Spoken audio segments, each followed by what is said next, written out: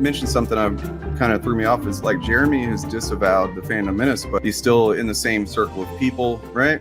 They're still all on Friday Night Ties together. He's still saying the same stuff. So what is really the practical purpose of disavowing the Phantom Menace if like nothing is actually changing about what he's doing? Oh, the reason that he gives is that apparently he saw too much like extremism within like the Phantom Menace among like things that fans were saying, and he didn't want to be like held responsible for any of that. He said, I'll be responsible for Geeks and Gamers, but not that. I don't know. I'm more of the mind that if I was part of something that I was like suddenly like, wow, this is getting kind of more hostile and harmful than I really care for, rather than just go, I don't claim this label anymore. I would completely disconnect from the people that are associated with that label, because otherwise it would just seem kind of hollow to me. But that's just me.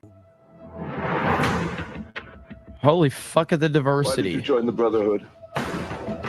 Oh my God, the diversity. People are going to come after you.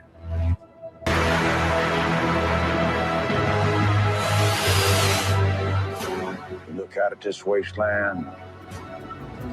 Diversity. I'm not in this for the internet fame. There's 400 people watching this stream. If one of them knows my name now that didn't know it before, it's a success for me. I'm not in this for the internet fame. We're not going to bend on our standards. At the end of the day, I have tried to build Geeks and Gamers by doing it the structured way, the methodical way, the think it out, prep it, take notes, think about everything you're going to say, and it fucking failed miserably on me. The day that I started doing what I'm doing right now, which is what you're, having a problem with, is the day that I started becoming successful. We're not going to bend on our standards. I have never seen such a immature, whiny, little bitchy fan base in my life. It's ridiculous how pathetic these people are. Do I constantly whine and bitch and complain about it? No! So again, while this game had a lot of good things going for it, and it's been widely discussed from that perspective, it's the hidden agenda involved. And this is why so many people are overly hypersensitive. And I mean this in the way that too many fans have been done wrong too many times. Kathleen Kennedy, she doesn't miss any opportunity to fuck up George Lucas's creation.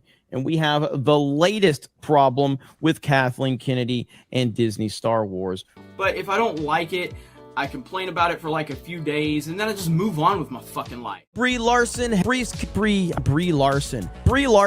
understand this need to continue to bitch and whine and moan. Brie Larson. With Brie Larson.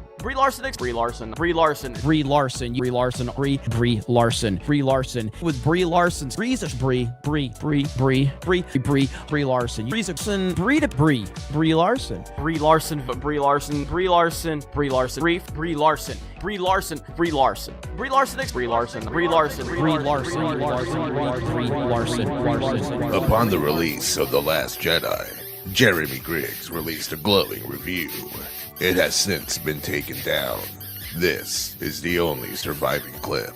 I love The Last Jedi, and I think it did a damn good job for being what it needed to be for Star Wars. It's not that hard to figure out. I like The Last Jedi. I think I've made like 3 fucking reviews on it, and I'm still trying to figure out where I stand on this movie. But I'm a mess when it comes to this movie because I just can't figure out how I ultimately feel. But as I'm sitting here right now, I like The Last Jedi. As the backlash over The Last Jedi grew, channels like Nerdrotic and Doomcock saw an opportunity to capitalize, fanning the flames of geek rage. And after years of putting in hard work into a channel that rarely fostered more than a couple hundred views, Jeremy couldn't resist. Not to sound like a dick, but I just don't care. I mean, there's 400 people watching this stream. If one of them knows my name now that didn't know it before, it's a success for me.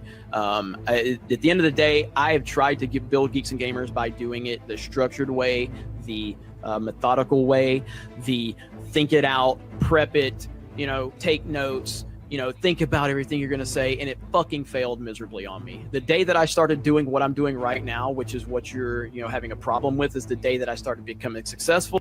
Because that's fine. I mean, it's what the internet does. I've done it. I'm not saying that it's a bad thing per se. I mean, we've all taken things out of context. Okay, fine. You want to make a video about that and say, I think that's a shitty thing to say, but why did it turn into like a year almost of nonstop videos and because he was articles using the and algorithm, tweeting like about it? he knows the algorithm was geared towards making those kind of videos, so he did it. So you do admit that Geeks and Gamers uses the algorithms and how it favors sensationalism and outrage. So you're making outrage content, right? What is YouTube about? Getting views. A lot of people want to get views. Like, if your algorithm is pushing one thing, you're gonna make more videos on that thing. Brie Larson. I don't understand this need to continue to bitch and whine and moan. Brie Larson.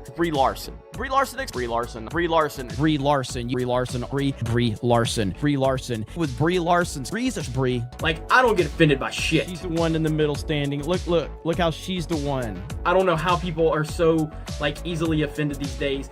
And really they're not. They're acting offended because it gets you traction on social media. Although you literally say I just created before I make a video, something I don't do. I just created a One Piece discussion right now. I just created one for the past 5 minutes. Yeah. No, you didn't. I would have liked. Did we just talk about One Piece for 5 minutes? Yes or no? We didn't. Yes, One Piece was used, but we didn't talk about it. No. Welcome to every video we make. We use one little thing and then we build the narrative out of it. Welcome to every video we make. We use one little thing and then we build the narrative out of it. Don't act like that's not what we do. I don't build a narrative. I You give are an my absolute opinion. fucking. You are hard. What we do. You've made the same fucking video on the same topic at least 7 times a week, Ryan. And you're gonna act like we don't do that. I talk about. Yeah, I talk about. Says one fucking thing and we make a whole video out of it. That's what we do. So this is an argument that we had on Friday Night Tights. I don't even remember the specifics about what the argument was. But every time I say the same thing that I say in this video, these crazy fucks that have pronouns in their bio and they're mentally ill, or just people that are just jealous in general, they go, he finally admitted it, ladies and gentlemen. I've literally admitted it 1,000 times. Whatever it is you think I'm admitting, I've said this 1,000 times. Notice how he doubles down, arguing that what he said was both sincere and correct. Now, here's how Ryan covers it. Ironically, this is a clip of Jeremy, who went on this fucking rant because he didn't either wanted to talk about this or didn't want to talk about that or something, and he went on this fucking big rant on FNC. That's what we do. We talk about things. We talk about them over and over again. That's basically what he did. Jeremy kind of leaning into the meme that all these people were so upset about, and of course, people like him took it seriously. Ryan seems to think that Jeremy was just memeing and that woke freaks took him seriously, and I just find it interesting that neither of them seem to agree on the contents of that clip. Was it 100% serious and we're stupid for thinking it's bad? Or was it a meme that we're stupid for thinking was serious? The world may never know. We don't do that. I talk about. Yeah, I talk about.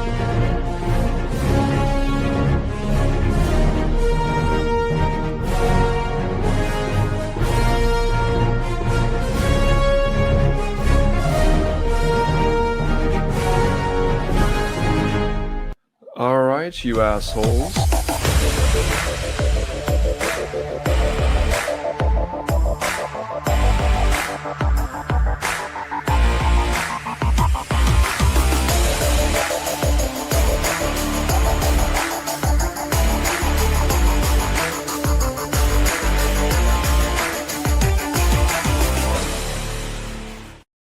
Enjoy the negative grip, guys. I'm out.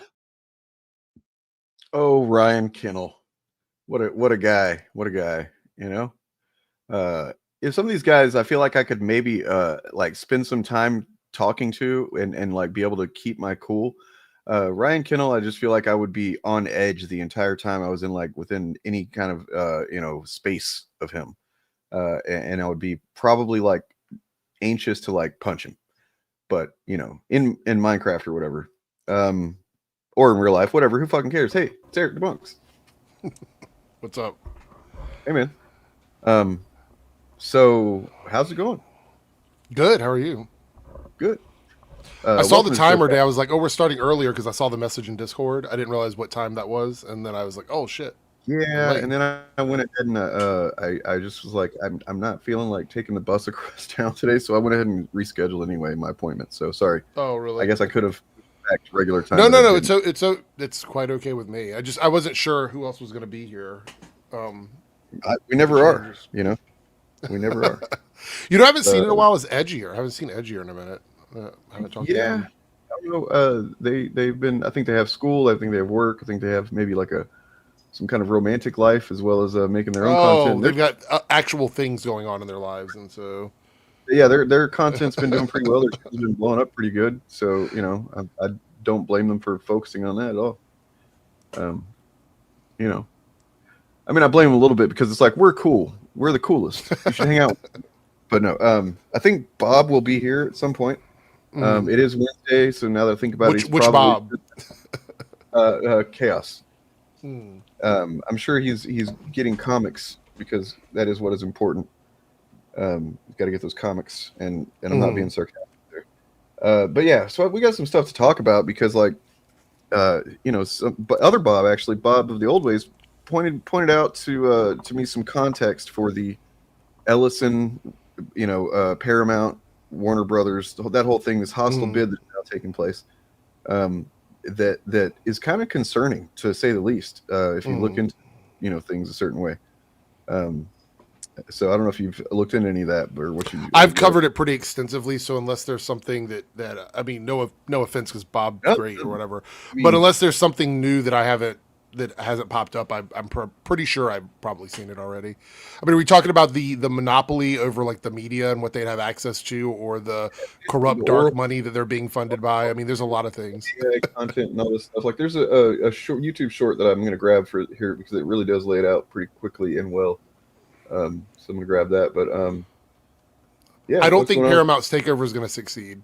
I don't think it's going to work. Like it is, because like basically, you know, a lot of the chatter out of the whole thing is that that they're actually, everybody's kind of annoyed by Ellison, the younger Ellison, that he's got this, you know, because he said something like, you know, I don't want to be in the bottom three. I want to be in the top three. And it's like, well, maybe do some work and fucking put some effort into it and show that you deserve to be there. You know what I mean? Like, instead of just using your fucking dad's money to buy yourself into the top three of. I mean, historically, in the last 20 years, there's been multiple attempts to like do this, and it just doesn't typically work. There's a reason why Netflix is positioning themselves the way they are. They're going through the correct routes to get to where they want to be. They made a commitment to not fire a bunch of people, which they've already established that if Paramount takes over, they're going to get rid of a bunch of people, because Paramount is already a studio doing what Warner Brothers does. So they would be cutting more jobs. Netflix doesn't have access to all of that stuff that Paramount has. So they would be acquiring new jobs and new positions that need to be filled that Paramount would not. So I think it was the Netflix Sarandos guy or whatever said that, you know, where are they getting all this money that they're going to be supposedly saving from, right? So because they're cutting jobs. You know, and obviously Paramount, it's the other Bob. Oh man, Bob Chaos. No, there's a lot. So the difference is, there he is. What? Huh? the difference is that Paramount's bid is an all cash bid, right? So they've had to scramble to find the money to do this because they don't have the money to do it. You know, and that begs the question of like, what in the fuck would motivate somebody to do this desperately, right? Like, they don't need it. So they must very, very much want it, and then they're borrowing from everybody. The Kushners are involved. Saudi Arabia is involved. Like dark money from private donors involved. But the issue is, I think, I don't know if it's been confirmed or not, but I think Saudi Arabia is getting a little concerned because they thought this bid would like win them over, and the shareholders would just say, "Yeah, we'll take that. You know, we'll do that or whatever." But the fact that they're still not really taking the bait. Paramount might lose the support of the Saudi Arabian government on this because I don't think they want to deal with this too much. They don't mind donating the money, but I think they, as far as getting involved with it, I don't think that this was on the top of their list. I don't think Warner Brothers was on the top of their list. So, well, I mean, after it was announced that the Netflix deal was probably happening, when Ellison decided to release that open letter, essentially whining and complaining about the whole situation, I'm sure that was not something, even though. I'm sure it wasn't something that helped Warner Bros. Go, oh yeah, maybe we should consider them. It seems like he's basically he's being a whiny fucking spoiled kid, and he's turning everybody off. But I have this YouTube short here that is about, I guess, 2.5 minutes or so. But I think she does a great job of kind of laying out the potential actual motives here. And real quick before this Discovery. He just bought. I was just gonna say real quick before this gets started. No matter what happens here, people lose. Like, the only people who benefit here are like the really rich people at the top of Netflix or Ellison or Zaslav. 100%. Those are the only people who benefit. Consumers don't benefit at all from this. This is actually we will become further away from if you're a Warner Brothers fan, as in like your DC, for example. It's a big one around here. You will be more alienated from it no matter what. I do, from what I understand, I guess Netflix is planning on keeping everything generally how it's going as far as DC properties and whatnot. But it's not consumer friendly for sure. No, it's the fact that Trump seems like he wants to be so involved with it is really concerning. Really, right. Well, that's the thing. Is like there's and he's kind of acting like he's he literally said he's impartial. He doesn't really. It's like, yeah, fucking right, dude. Nobody, it's so fucking transparent. This dude, holy shit. Well, I mean, the fact that he says he's impartial is bad, because frankly, he should just be flat out against it. Because, right. Well, I mean, he should have nothing to say about it really until it becomes. Yeah, I mean, I think if it was any other president, essentially, there would just be the FEC would be handling it, and the president probably wouldn't comment on it much, or maybe once or twice or something. But yeah, but a good president would just be fucking against it, wouldn't it? Right? No, I don't know about that. Obama was pretty friendly to corpos. Yeah, no. Listen, man. Obama is not my favorite president ever, but he is better than what we have now. All right. Well, here's this. Why is Larry Ellison trying to buy Warner Brothers Discovery? He just bought Paramount. Why does he want media companies? Why would he? He wants to hang out with movie stars? No. He has a fucking ego problem? What does he do now? He runs the largest data storage and processing company? Why? Well, before founding his company called Oracle, he worked on a project for the CIA called Oracle, where he was paid to build a database for the government. And so he probably has and knows how to get data on all of us. Good. I don't get how this is all somehow connected. You just said it's connected, so you must know. He also wants mass surveillance. He said citizens will be on their best behavior because we'll be recording and reporting everything that... That's a real quote. Motherfucker said it. I think that was the elder Ellison that said that. Or maybe it was the younger. I don't know. They're basically they're working together on all this. It's all. Yeah, he said that like once everybody's failed. You're kind of popped out, Dane. Oh.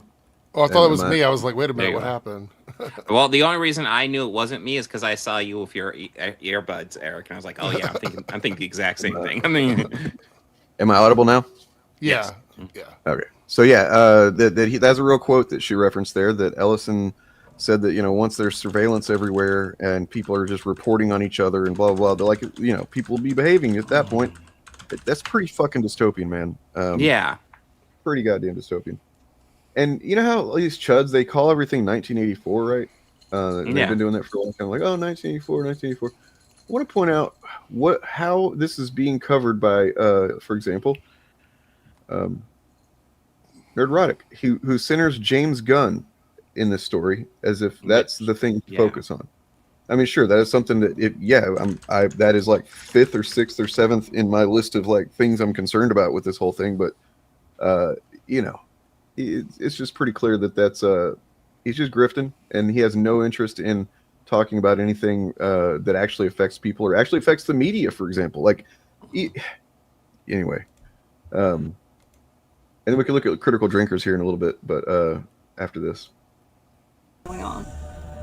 And he also said the government should consolidate all of the national data and feed it to AI. And all of this is connected how? I don't really know. It's in your head. You just have to find it. What does this have to do with owning an entertainment company? You already said it's connected. Just tell me how. Well, his data centers are the ones that OpenAI, the company behind ChatGPT, relies on. And if he owns the data centers, no matter what AI company pulls ahead, he'll have control over where it's all stored. So he's put himself in a position that even when the AI bubble bursts, he'll succeed no matter what. And so he's buying media companies so that he can create AI-generated content. Good, but what if no one watches it? You think he hasn't thought of that? The TikTok deal? Why? He's reported to be that leader of the group of investors making a bid to buy TikTok. More? Well, he also has the data to do hyper-targeting so that people get a tailored algorithm of AI content. And so it's about control. He wants to control the information we get through AI, the media we see. It won't be entertainment though, will it? It will be propaganda that looks like entertainment. Good. And so while everyone's focusing on what the administration's doing, Larry Ellison is quietly building this empire. The worst kings are quiet. Yeah, a little bit dramatic. I didn't like there, the delivery of that. Yeah, that video was too but dramatic. I mean, the information is all there. You know what I mean? So that's why. Thank God we have people like that. Whatever God you pray to, because that's too much. That's a rabbit hole. That's too much. Like, I remember the quote, and I do think that he's consolidating the stuff. But holy shit, that was. I mean, it's a pretty solid. It was kind of cringe, though. To me, I'm sorry. Yeah, but I mean, the information is a solid theory based on actual evidence that exists. Oh yeah, 100%. Yeah. But I mean, like you said, if I were to spot that and kind of go, oh, I want to figure out a way to cover this, I would not end up doing it because I would feel like I was going crazy trying to get it all down, and then I'd be like, everybody's going to think I'm crazy. I'm not going to. I would just give up. No. I mean, I believe that he definitely wants access to all of this. I mean, that's what seems like what every billionaire wants to do is just control everything. It's a battle for these guys to get to the top. And we're in late stage capitalism, so it just, all everybody else has crumbs and you have super billionaires fighting each other. Yeah. Well, speaking of late stage capitalism, Critical Drinker, who I don't think anybody would accuse him of being an incredibly smart man. What? But I will say this: he almost got there. He almost got there when it came to this whole thing. Pull this up. I was about ready to say I do have a comment section that frequently says Critical Drinker's a smart man. Oh yeah, I've seen it. I mean anybody that is actually an intelligent person themselves. Oh, okay. But here he is, and who knows how much of this is just dishonest grift and stuff like that, as Eric pointed out in his video about Drinker attacking the numbers of Predator Badlands and just for inflation, and you can tell he literally didn't even open the article because they addressed that. Yeah. But anyway, yeah, here he is saying, remember when there used to be all those competing internet search engines and Google took over everything and now controls exactly what you're allowed to see in here? Well, first of all, let's talk about that. Does he not know that you can refine your searches on Google? Because it seems like he just kind of searches for something and whatever it says, I just gotta look at that and that's it. So that's kind of weird that he thinks that. But also, it make me wonder if all the legacy Hollywood studios will eventually be absorbed by streaming services.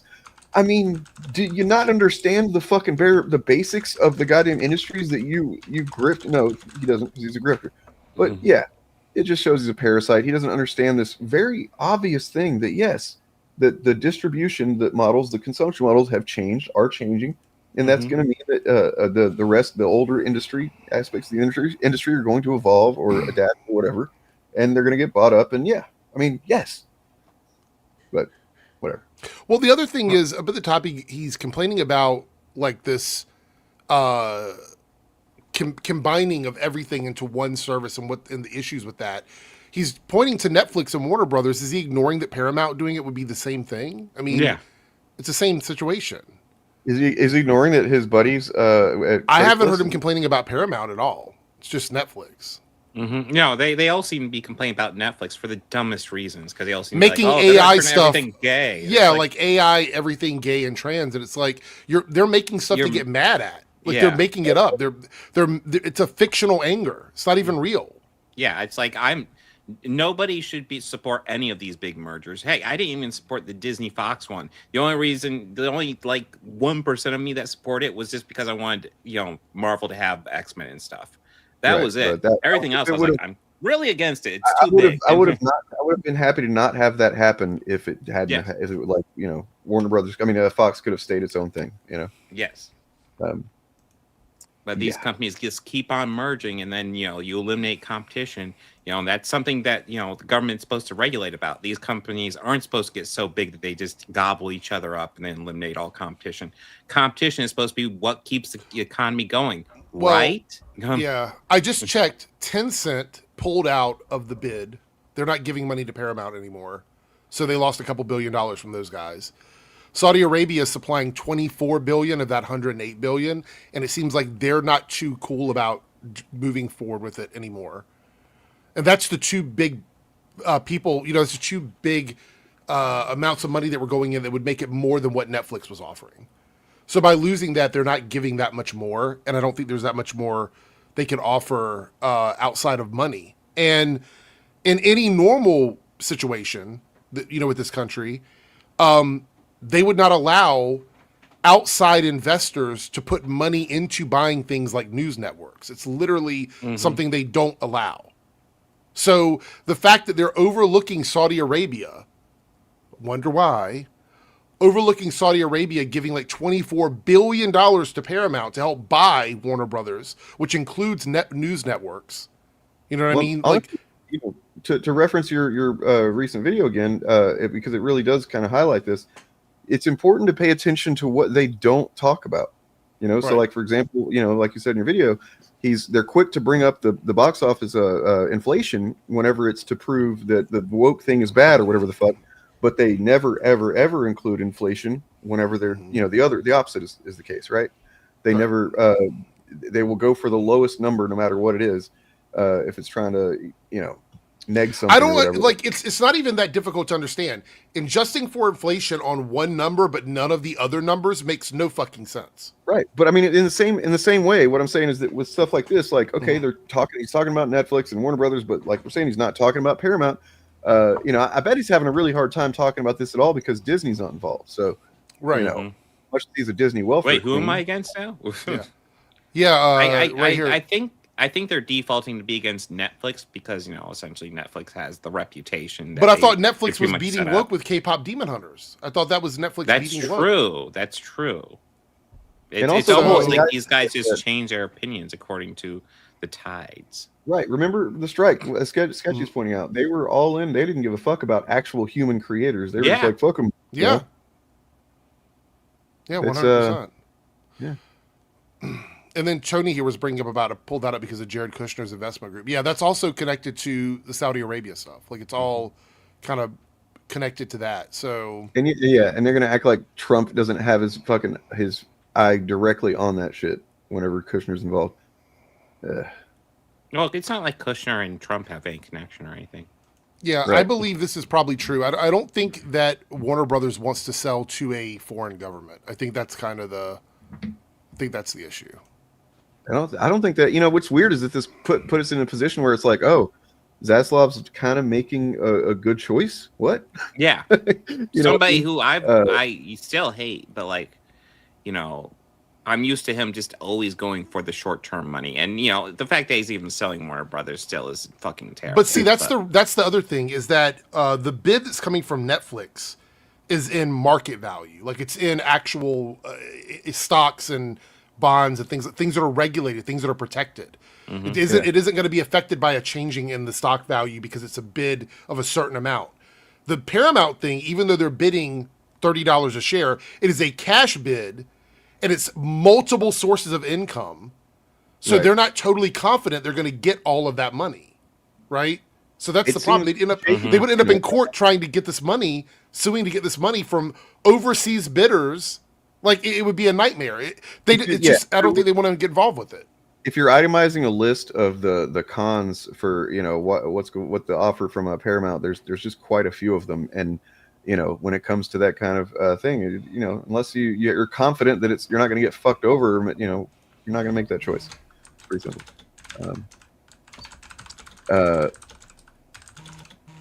Well, it's a hostile takeover in the sense that like they're going to be trying to get fucking Trump involved and say that that there's some kind of it's basically an unfair deal. Ellison wrote this whole whiny piss baby thing that's pretty cringe. That can't believe he did that, but shows who he is.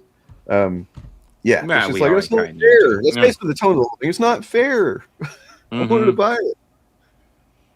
Well, the hostile takeover is a non-official bid. That's typically how it's classified. So the thing is, Netflix went through the correct channels to place a bid on Warner Brothers. Paramount, they didn't even take their call. Like David Zaslav was like, I'm not even talking to this guy. He pretty much ghosted Ellison and didn't return his call. So Ellison's like, okay, I'm just going to make a public bid to the shareholders without going through the proper channels, which could work if they felt like the regulations would pass and they would have to deal with all the overseas stuff or whatever, but that's not the situation. So yeah, that's typically what's classified as a hostile bid. You might have already known that, but I wanted to make it clear for people in the chat that didn't know that. So yeah, like article right here that says Paramount's aggressive quest for Warner Brothers, which escalated into a hostile $108 billion bid for the company on Monday, is backfiring in Washington, where some officials have grown frustrated with widespread speculation that a politicized Justice Department would play favorites for the conservative Ellison family. Of course it would. They've already shown that they do that. They're trying to do that. The Paramount team seems to believe the worst possible tropes about corruption in the Trump administration and are leaning into all the stereotypes, said one person close to the administration's deliberations.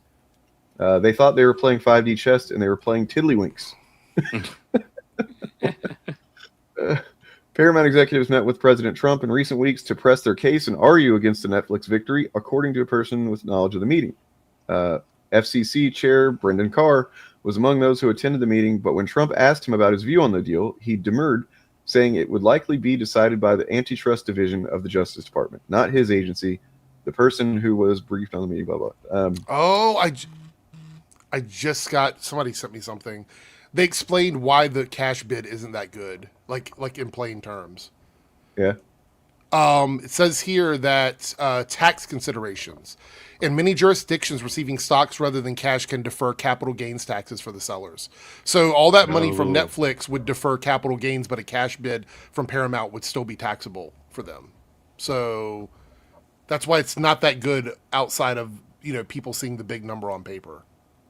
And so, I mean, that's probably a huge influence on Zaslav, too. Like I said, he only likes short-term gains. He's not going to be into short-term gains if he doesn't actually get them. Whereas with Netflix, he's pretty confident he'll get them. Yeah. So Zaslav has not returned calls or answered calls from the Ellisons since they had a November 24th dinner. But there's been many calls made. And he's just ghosting. Yeah, that's what I was saying. Like, I don't think he's interested at all. He said no. Like, I don't want to talk to you. I actually feel like there's probably something personal there because it seems like there probably is. Yeah. I mean, I think it wouldn't surprise me if there's something up with Ellison. I mean, I know it's anecdotal, but like we heard not that long ago, like Taylor Sheridan was like the guy making all their projects on Paramount. So if like they sell, they chased him out pretty much. Paramount for $108 billion. The actual taxes on that, the federal taxes, would be close to $30 billion. Oh, God. Oh. So it's not that good of a deal, to be honest. And it's unregulated. So that's probably why they're not considering it at all. Also, shareholders if you buy in shares instead of cash, it doesn't affect the liquid value of your company. And they automatically become shareholders to whatever is being traded off. So I think another thing to consider that they've almost certainly have considered with Warner Brothers is so Ellison's have only had Paramount for a few months at this point. Yeah. Right. Mm-hmm. What have they done with that? Well, they've driven away their biggest cash cow in Sheridan, and they've brought in a forgotten failed rapist, Brett Ratner. Yeah. Did they bring Ratner into something? Do what? Did they bring Ratner into something? Yeah, he's supposed to. I mean, yeah, well, yeah. There's the whole thing where Trump was saying he wanted to see Rush Hour 4, and then within a couple of days they were saying they greenlit it. and that Ratner's going to direct it.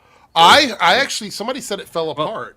I'm I know sure it there's did. issues with I've Chris never Tucker, really too. expected to see that go far. Let me see what it says here, because I do remember reading some of that last night. One thing though is apparently they have, I guess, maybe, I don't know if this is confirmed or still on or what, but they at one point they were seemingly going to get the Dungeons and Dragons Honor Among Thieves directors to do a new Star Trek film. Yeah, I did see that where I was like, well, that's not the worst news I've ever heard. It's not so the reason why this movie's probably never going to happen, Rush Hour 4, is because Paramount doesn't own it. It would just be distributing the film. Right. So they'd have to be financed through another company. And the film has been in development limbo for years. So... Yeah, Ratner and Chris Tucker both, they have allegations. Tucker was on the fucking Epstein plane. Yes. Mm. And then Jackie Chan's still cool though. Hopefully, yeah. I don't want to hear anything bad about that, man. Yeah, Jackie Chan's awesome. So, but then apparently they were also, I guess maybe they're possibly going to have Michael Bay back on Transformers. Yeah, as a director or producer. Director or producer? I unfortunately see the logic in that because his movies did make a lot more money. That being said, his Transformers movies are easily the worst. Are the worst ones? Yeah, they're just like they just made a fuck ton of money. They just made. It's crazy. It's almost like box office and actual film quality aren't directly related and should be judged as if they are.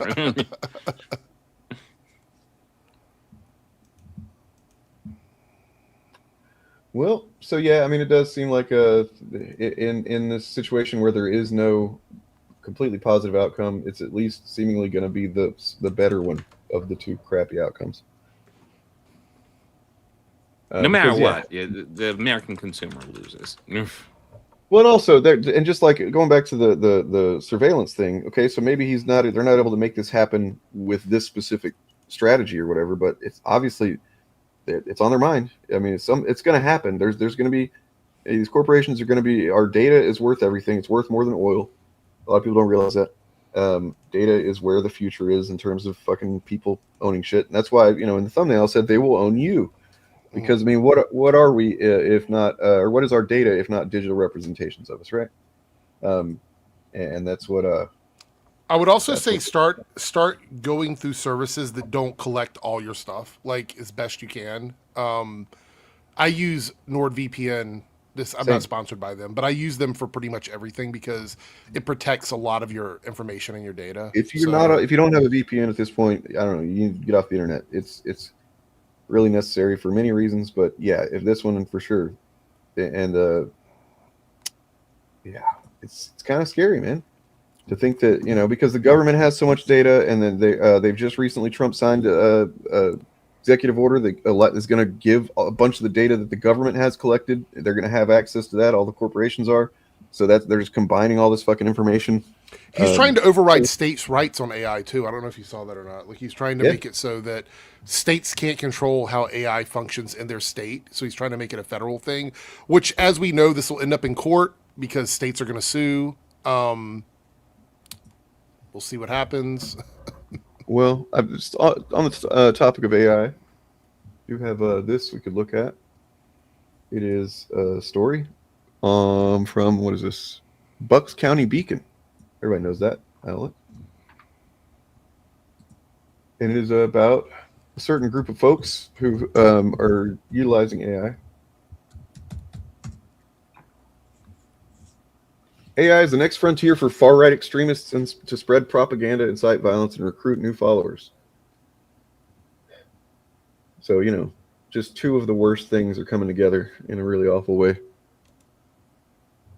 Neo-Nazis and other right-wing extremists have long pioneered innovative ways to exploit technological progress. That's true. They used the internet a lot before. Basically, it was them and porn were the pioneers, man.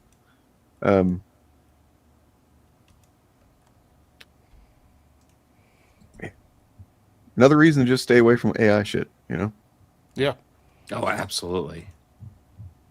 So I don't know if you guys have seen this or not, but now Streamlabs, which is what I use for some of my streams. I don't know, Bob, you use OBS, right? Don't you? For Yeah, I've played with Streamlabs. But so Streamlabs is fun. OBS. I prefer Streamlabs. I've used both of them, but you now can add, and I tried it out just to see how bad it is. You can add an AI co-host, like an actual person on screen with you that you can talk to that's not real. What? So people that are on Twitch that are broadcasting their game and they don't have anybody on stream with them, or they don't have anybody in the chat, in the corner you can have a little box with an AI that actually talks to you that will do real-time stuff for you. Like if you're playing a game and you're like, I can't figure this out, what am I supposed to do? The chat bot will go, hey, I've done this before. All you got to do is blah, blah, blah, by searching the internet to find the answer. So it makes it seem like you're talking to somebody. Like, that's what it does. That's terrible, but also is it bad that I kind of just want to try it out? No, that's the thing. I could see it working as almost like a joke. Yeah. But like, yeah, as an actual co-host, no. But like, as like a joke, a gimmick, that could be. I can hold on. I'll show you for a second. Well, I mean, RM Brown's been doing this joke for like a year at least. You know, where he's at his AI co-host, whatever AI helper. Was it Jean James or whatever? Like, you see it on my screen. I'm not gonna lie. Before I had Bobby Quarters co-hosting, this is what it looks like. Me, you can I put was a little playing thing around behind him and everything. Getting audio clips of Patrick Swayze from Roadhouse, and just having him say the most cliche shit anytime I need something. Oh well, there you go. We have a fourth host, everybody. Yeah, I don't have it turned on because it's creepy, but yeah, this is what it does, and you can It's put whatever creepy, but- background you want on it, and yeah, it's pretty bad. I mean, I have some backgrounds. I have a Eric July background. I have a Nerdrotics old background. That could be something fun to do. Can you customize the guy at all, or what? Yeah. You can make it look like several different people. Yeah. Interesting. I might. Find, I wonder if there's a way to know how much of a carbon footprint using that thing has. It's probably a lot. I would say it's probably a lot. But look, I will say this: I'm not going to totally poo-poo it because I know some people they're awkward when they're by themselves, and having like a little AI co-host would help. Ability reasons why it would be a good thing, stuff like that. But in general, it's kind of creepy when you have like an AI co-host just talk. Like there was somebody that said, "Hey, talk to the chat while I go use the bathroom." And showed a video of the AI basically hosting the show because you can have it moderate your channel. You can have it create polls for you. It does all that stuff. You can actually turn it into an AI producer. Like there's a feature to turn it on so that it runs the production for your channel. So wacky. Oh my God. What a world. What a crazy.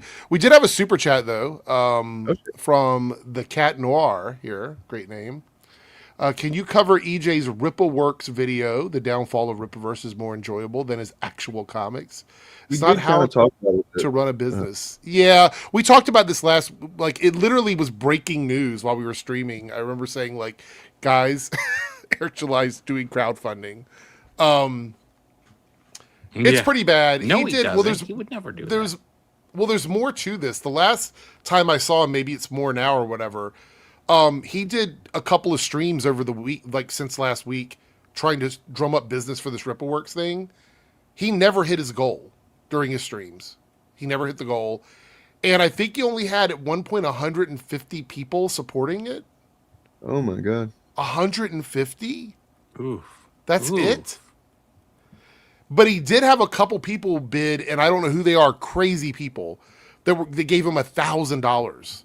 Dude, that's probably some plants, man. At least one of them's probably a plant. Well, you know what he kept saying in his video? He was like, "Oh, these cocky son of bitches come in and drop $1,000. I'm not going to say their names.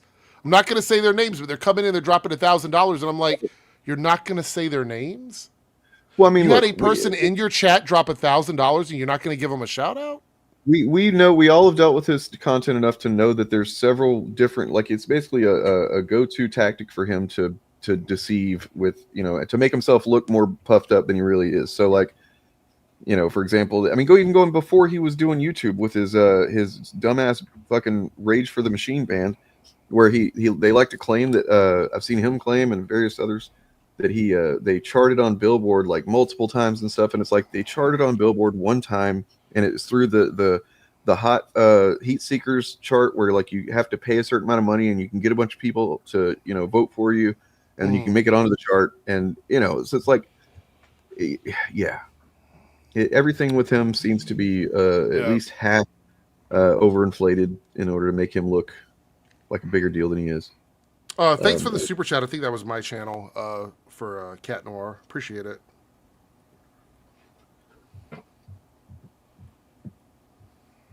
Yeah. Oh, did you see that Glenn Beck talked to George Washington? No. You haven't seen that? Neither of you guys saw that? No, it sounds Oh awful. my God. Let me hold on. Let me find this. I can't believe you didn't see this. It's really bad. In my defense, I've been working since Monday. And I don't mean 2 days ago. I think it is George Washington, but let me.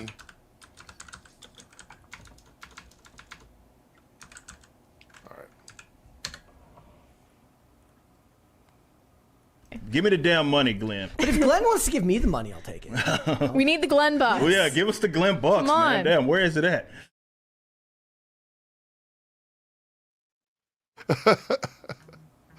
All right, here goes. Glenn Beck is creating an AI George Washington to interview. This is what this is. And it's pretty bad. We're not going to watch the whole thing, but just give you an idea of what this is like. Here we go. Jesus Christ. We have programmed a lot of information and given you a lot of information on what's going on in today's America. Based on your writings and the writings of the rest of the founders, what is it that you feel is the biggest problem, or where we should start to fix things? What was that? Sorry. He looks like a fucking middle-aged porn star. That's crazy. Yeah, well, there's also, he has a response to this, but I just want you to hear George Washington talk a little bit.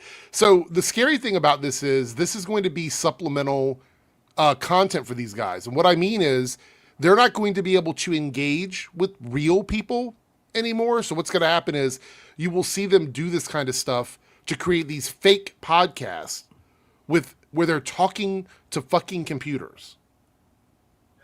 Right? Or they're feeding it information and calling it AI, because we don't know. We don't know. They could have completely scripted George Washington to say anything they want him to say. So, I mean, we don't know. Glenn Beck, they could have, yeah. We don't know. So Glenn Beck is, and this isn't like, I'm just pointing it out as maybe like context for why this is fucking happening, maybe. But like, he's had a history of drug and alcohol abuse. It's not a judgment, just a fact. And his head is incredibly swollen now. Yes. And that is sometimes a symptom of alcohol abuse in particular. So just saying. So let's hear what George has to say here. If I may speak plainly, my countrymen, the greatest danger to our republic lies not in foreign arms. Is he just going to start talking about woke blue-haired liberals or something? Wait till you see what he does, Dane. Wait till you see what he says here. It's pretty funny how they shift this out, but listen to this. Political faction, but in the decay... May I just interrupt you for a second? Could you just dumb it down just a little bit? Okay. I do have 29... So he wants to dumb it down because, as we established in your beginning clip, Dane, that we talk about with like Geeks and Gamers, they don't care. This particular group of people don't care about real information. Yeah. They don't want to hear real information, real numbers, statistics, science. They don't care about any of that. They just need you to say something that they already believe in and then confirm that. Yep. That's what they want. So let's listen to what he has to say here now that Glenn has said that to him. Points, and they're all referenced to exactly what we said in the past. This, just speak in today's language. Okay, I get it. Let me speak to Americans. If I'm honest, America's biggest problem isn't political or economic. It's all moral. You've drifted from the virtues that make liberty possible in the first place. Freedom. To be free, you have to have discipline. You have to have faith. You have to have character. And if you keep in mind, this is us listening to an AI George Washington preach to us about what we're supposed to be morally. Eric July, come get your boss, man. He's not doing okay. Morally, I think it's good to have George Washington come to us as a moral authority, because I mean, he was so moral with his slaves. So. Yeah, he owned actual fucking Right. slaves. Right. But it's just interesting. Like we're supposed to be. The way this is being framed is with the music and the emotion and all this is that we're supposed to be listening to George Washington as an AI talk to us about morals based on what? Because we don't know what Glenn Beck did to this or what Blaze did to this. We have no idea. But let's let George finish here, and then we'll move on. Don't have any of those things. Laws. Oh, laws black can't stop people. anything. Black They people mean everywhere. little. Government turns either weak or oppressive. You have grown skeptical of truth. You're reckless with debt. You're comfortable. What was that? Showing the fucking protect trans kids as being skeptical of truth. Is that? Yeah. Yes. Yeah. I think that's what that framing was. Yeah. But keep in mind, even if we were to take the AI as being AI and it's saying what it's saying, these scenes were implanted by Blaze. They're put here specifically to convey messaging. We don't know. Maybe George Washington edited these in. He was really skilled. Reckless about what's happening. With debt. You're comfortable blaming instead of building anything. And in my time, we've understood that self-governance. He absolutely does have an audience that will buy this shit. And they are. They're defending it. There are people defending this. George Washington, they don't think that. What they're saying, what they think is that AI is so fucking awesome and advanced that it's actually pulling together things that basically it's just representing what he would actually say. Oh, That's what I'm going to show you. We're going to look at Glenn's response to that. He made a response to that. So let's, here we go. Begins with self-control. Do you even recognize what self-control is? Public virtue matters more than public opinion. Public virtue matters more than public opinion. And yet they're doing this. Yeah. Let me see if I can find Eric it. July's boss created this. Yeah. So anyway, he did a follow-up here. I'm not going to watch the video, but this is what he says. No, George AI is not echoing my beliefs. Like Right Wing Watch and CNN claim, it's impossible. Impossible for that to happen. This AI draws only from founding era documents. Yeah, right. It has no information about me at all. If it sounds like me, then I guess I sound like the founders. Oh, fucking hell. That's so fucking dumb. Yep. So we talk about how dangerous like Skynet would be by itself. It's actually, this is dangerous. Yeah. This reminds me of them, like there are churches now that have AI Jesuses talking to their congregation. Yep. It's becoming a thing. And I mean, you've already got people that are becoming enraptured and falling in love with and some worshiping AI because they don't understand, for one, that it's just, I mean, we're talking about a populace of people who just didn't even broadly understand how the algorithms worked on social media before. And that it was just feeding you what it knows you want to see, essentially. And so people became convinced that this is objective reality that they're seeing in their feeds every day, right? And then now, before you even could get a fucking handle on that, we're on to this thing. And it's just, man, we're not looking good for the future. Well, I mean, the truth is that bad actors outside of these guys, like the ones that are making the George Washingtons and the Jesus AIs or whatever, if they wanted to jump in and create their own AI version of, say, Glenn Beck or something like that, and have Glenn Beck say whatever they want, they could at this point. Because there's a lot more information and video and dialogue from Glenn Beck than there is from anyone else that they've done so far. Am I we lagging? Can get an AI Glenn Beck that says trans rights? I didn't think you were lagging, Eric, by the way. Okay. Make sure. I felt like I was talking over people, and I'm like, wait a minute, am I lagging? But yeah, we could, like, he's calling it an AI, but we don't know that it's an AI. Right. We don't know not that. do the process of writing in the prompt and stuff like that. And, Yeah. So this is funny. Somebody created an AI Rush Limbaugh and posted it online. There was one of these sites, I can't remember what it was, a chat bot or whatever. They fed it like tons of Rush Limbaugh information, like anecdotes and stuff like that. And then they told it was actually Rush Limbaugh. It said, "You are Rush Limbaugh." And so this chat bot was like responding and acting like Rush Limbaugh. And people were going in. Anybody could talk to it. It was really weird. I mean, honestly, with all the God, I don't want to think about how many hours of radio content you have from Rush Limbaugh. You could probably do one pretty convincing, probably a lot more convincing than an AI George Washington, which is history textbook shit at best. Oh no, it was very convincing. That was that was the scary part. Is it was type like imagine what Rush Limbaugh would tweet out. It was stuff like that. Like this bot was very accurate to Rush Limbaugh, which the reality is anybody that's been making media like what we're doing for more than a decade and has any sort of digital footprint, they can clone you basically. Yeah, true. So, I mean, there's already a Clone Critical Drinker channel here on YouTube. I forget the name of it, but it sounds just like him. Yeah, I think it sounds just like him. So, I mean, I don't know. So my chat got kind of incensed with me a while back whenever somebody was like, "Oh, that's a great impression." I'm like, "Really? Is it?" I mean, like, I'm glad he's out here doing it. But I'll tell you this, Little Movie Perp did a better impression than that in like a 1 minute thing a couple of years ago on my channel. And then I think Ed from Pop Counterculture does a really good impression. Too. I was like, honestly, I think if I really wanted to do it, put effort into it, I could probably do a pretty damn good impression. This is just the guy who committed to it. But not to put him down or anything. But yeah, here, check this out, because you won't believe who's calling people chuds.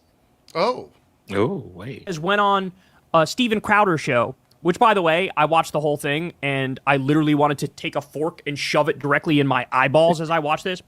Steven Crowder's a total fucking cuck. He's a cuck-ass bitch. Very clearly, he goes in there trying to do this thing where he's like, I'm gonna be kind to you. I'm gonna be reasonable. I'm gonna be fair to you, Nick Fuentes. And like, I understand you. I have some disagreements with you, but like, I understand you. And so he was clearly trying to fall. Crowder is so fucking desperate to gain some sense of relevance. Like, there was a while back whenever all of this media war between all the grifters on the right popped off, he was like saying, "Oh, I want you guys to come on my show and I'll be the mediator and we'll all just talk." It's like, okay, yeah, that's why you want to do it, not because you want to get all these people's names on your stream so that you can, puff up your numbers a little bit. It's just so fucking transparent. Yeah, it seems like Steven Crowder used to get in the news a lot more often than he did. It seems like he's become fairly irrelevant recently, which is a good thing because he's a terrible human being. I mean, basically, once you you can be as shitty as you want to be, I suppose, but then apparently the line might be threatening to beat up your 9-month pregnant wife, maybe. Yeah, because that's what I remember. Yeah, because I actually remember it was actually my parents that referenced him. They were like, "Hey, who was that one like guy that you were against that was like threatening to beat up his wife?" I was like, "Oh yeah."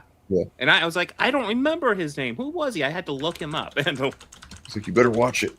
It's like, man, you maybe don't talk to your wife the way that you talk to some fucking asshole drunk at a bar. Like, maybe she deserves a little bit more respect than that. Arm from Fuentes' audience and like repeatedly sort of cucked himself and bent over backwards to be like, you can't accuse me of sort of straw manning you. I'm being as kind as humanly possible. But the whole it was a suck and fuck fest. It was fucking gross. At the end, they were both agreeing, like, yeah, let's invade Venezuela, bro. Let's bomb Venezuela, bro. Yeah, here's your come get your right-wing anti-establishment crusaders who are fucking salivating for another forever war, okay? So anyway, this is a viewer of Fuentes who's fucking pissed because he watched the whole Steven Crowder interview, and there were other moments in that interview where he made other arguments that would piss off the right. Like, for example, at one point, he praised the New Deal. He praised the CHIPS Act, which was done under Biden. I feel like, and just to, this is what I think going into what we're about to see here. I think that Nick Fuentes is almost like pathologically incapable of getting out of his own way. Like, I feel like he's hit a point where Tucker had him on a show and he could have just made a couple of very obvious wise moves and he would have been doing pretty well for himself and maybe even grown, and who knows where he could go. But he just it's like he sees somebody extending a helping hand or whatever, and he sees an opportunity, and he's just like, I gotta fuck this opportunity up, you know. And thank God for that, right? Like, honestly, that's fucking great. I'm glad that he has that terrible self-defeating impulse, because he's a terrible piece of shit. Expresses that he's not really a gun nut, you know, like he thinks maybe there should be some regulation, or implies that at least. So here's his own audience questioning him about that and going like, what the fuck happened to you? You disappointed me. And his reaction is glorious. $25. Just watch a Crowder interview. Don't find Hitler interesting? No death penalty? Scared like a pussy around people with guns. What the fuck happened? I like how an own from Nick's audience of him is, huh, you don't find Hitler interesting? Loser. Wow, that's pretty damning, but not of him. No death penalty? Scared like a pussy around people with guns. What the fuck happened? No death penalty? They're like, how dare you? Watching the same guy? Major Eleanor lost. Okay, so you're just like a stupid chud. No, I found Stalin way more interesting than Hitler. God. Far more interesting. You want to know why? Because Stalin fucking won. That's the difference. I like winners. And, you know, Hitler was based. We all know that. Yeah, of course. Come get your right-wing subculture, dog. I love this. Oh, God, they're so insular. They're so insular. Nick Fuentes trying to get his own audience off his ass. Actually, yeah, Hitler was based. We like Hitler. Papa? Am I an edgy boy? Am I a naughty boy? Jesus Christ. Again, this is the fucking You're 12 theory of politics in America. Like, yeah, of course you want somebody to say Hitler was cool. You're 12. Like, are you going to say the thing that you're not allowed to say? Are you going to say it? Oh, he just said the thing that you're not allowed to say. I like watching this. Like, Jesus Christ. This is the fucking political equivalent of like, I'm going to touch the hot stove. Ah, it hurt, but isn't it based? Ah, childish. Fucking childish all around. Humiliating. We all know Hitler was based, but Stalin won. And Stalin ruled for 25 years. And that's awesome. You know what's a little more awesome? In the end, Stalin might have been killed by the Jews before he really won. Like, this is just the kind of dude that, like, you can tell he's just thinking of shit to say, off the cuff most of the time. Well, yeah, I mean, he's pretty much just saying, I support mass murderers. And it's like... Right. Yeah, I mean, whatever he feels like he can make some kind of edgy point on any given moment. Did you guys see the Piers Morgan clip with him? Oh, I heard about it. I've been it's crazy. It's better than this. Look it up. Are you talking about Piers Morgan and Tucker? Or what are you talking about? No, Pierce and Nick. Yeah. No, wait. He goes in on Nick Fuentes. Piers Morgan does. Oh, okay. No, I haven't seen that shit. He humiliates him. It's another rare Piers W. Pierce has been having a few W's recently. I don't know what's going on. Well, barely. He's been happening to be on the correct side of someone like Tucker Carlson, saying that gay people are made that way through pornography and shit like that. Right. Did you see any of that crap? Because that was fucking nuts. No, I saw that one, and then he goes in on Nick, and Nick thinks he's like, oh, I just got a clip out of you or whatever, but it's so juvenile. Like, yeah. Nick admits he's a virgin. He's like, I've never been with a woman. He says that in the clip. Oh yeah, he said that. He's literally said that basically having a girlfriend. And I heard a little bit more of what he claims his justification for is that he was on a podcast and I saw the clip, and he said that, like, basically, if you're wasting your time with a woman that you're not procreating with, and you're just kind of, and you're not committed to the cause, that's how he tried to kind of backtrack and justify saying that it's gay to have a girlfriend or whatever. And it's like, yeah, these people, him and Andrew Tate, man, some of these guys just go so far right that they just, I don't know, fall off the edge and land on a dick. It's weird. I want to stress, I'm still not a fan of Piers Morgan at all. No. He just getting scattered W's somewhat. Well, I mean, because at the same time that he was defending, gay people correctly against Tucker Carlson, he was also throwing trans people under the bus, which just is a bizarre position to hold, to be like, well, yeah, gay people are born that way, obviously, but like trans people aren't, right? Like, it's fucking, I don't know.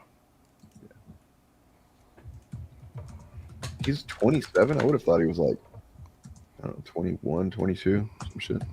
I mean, he's been around for a while, but yeah. Right, I've been more aware of him long enough that I can't read it. Yeah. Yeah, hold on. I got to share this clip. Hold on. I want to share this, though. Okay. I was like, it's a short clip. It's a short clip. Hold on.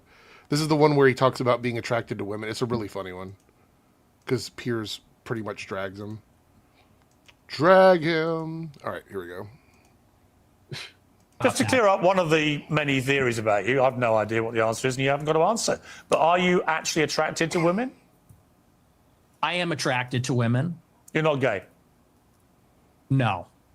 But I will say that women are very difficult to be around. Okay. Yeah, if you're a fucking emotionally stunted moron. There's that. And do you think they should have the right to vote? I do not. No, absolutely not. They should stay at home? Well, yeah, absolutely. See, basically, you're just a misogynist old dinosaur, aren't you? for a young guy. Yeah. I mean, I know I'm the boomer. I know I'm the boomer here, but actually, you're a 27-year-old dinosaur, aren't you? Aren't you, Nick Fuentes? All women. I am. All women are annoying. All women grow fossil. old. They all get fat. Says the guy. Have you ever had sex? No, absolutely not. Wow. Says the guy who's never got laid. My God, dude. Jesus, like it's bullying like a savage, goddamn dude. high school bully, man. That's fucking amazing. Yeah, it's crazy. Anyway. Oh I yeah, thought it his was date with funny. the cat voice years ago. That's I don't know. Something going on there. And just in case you haven't seen any of this, it is And then yeah, Saigon does have a point that Piers is having him on his show. Oh, I did want to say I did have a quick super chat over here on my channel. Cartoon 49 with the $2 super chat. You've seen Sinners and One Battlefield After Another. Both are thumbs up. I have seen Sinners. I love that movie. Probably one of my favorite movies of the year. I have not seen One Battle After Another. I'm looking forward to it, even though I'm not a massive Paul Thomas Anderson fan. I've heard it's an I don't excellent movie. dislike him I just really. keep hearing But, nothing but great stuff about One Battle After Another. So. yeah, I've heard nothing but good things about it. Yeah, I plan on renting it as soon as it comes out on VOD. I should say. Yeah. So Well, anyway, you know, thank you for the super chat. Talking about Paul Thomas Anderson, I guess that can branch off into talking about, Quentin Tarantino's a fucking shithead, man. Man, that was quick. I didn't even know I was looking for a spot to segue. What the fuck is the point of this, man? Like, this is how it shows that he's pretty disconnected, I think, and it's easy to forget that he was a kind of a antisocial movie dork, extreme movie dork that just wrote some movies and got extremely famous very fast and changed the fucking, like, you can't deny what contributions he's had to filmmaking, but then every once in a while he just comes out and says something where it's like, dude, what kind of fucking asshole are you? For one thing, it's not even, I don't think most people would agree with him on this. Well, I mean, even I, who I'm actually not thrilled with, I thought Paul Dano in There Will Be Blood was kind of weak. That being said, he's done amazing performances since then. So it's if you're Quentin Tarantino and you're arguably one of the most famous people in Hollywood, what do you? There's nothing but negativity there's nothing but a harm that you can cause to someone's career, even if you do feel this way. Just coming out and saying shit. Well, that's what I said when I read the news when it first dropped or whatever. I said that it's one thing for a bunch of like essentially nobodies to get on the internet and say they don't like his acting or they didn't like him in the movie. That's fine. Yeah. But when you have someone at the highest level you can possibly be in their particular field saying that about someone, that's a completely different deck of cards. For full context, I'll read the quote, just like I did for Eric's stream, like last Thursday. Obviously, it's supposed to be a two-hander, but it's also drastically obvious that it's not a two-hander. Tarantino said, Dano is weak sauce, man. He's the weak sister. Daniel is eating him alive. Austin Butler would have been one form of that role. He's just such a weak, uninteresting guy. Daniel Day-Lewis shows that he doesn't need a strong foil. The movie needs it. He doesn't need anything. He's supposed to be a two-hander. It's supposed to be a two-hander. It's not.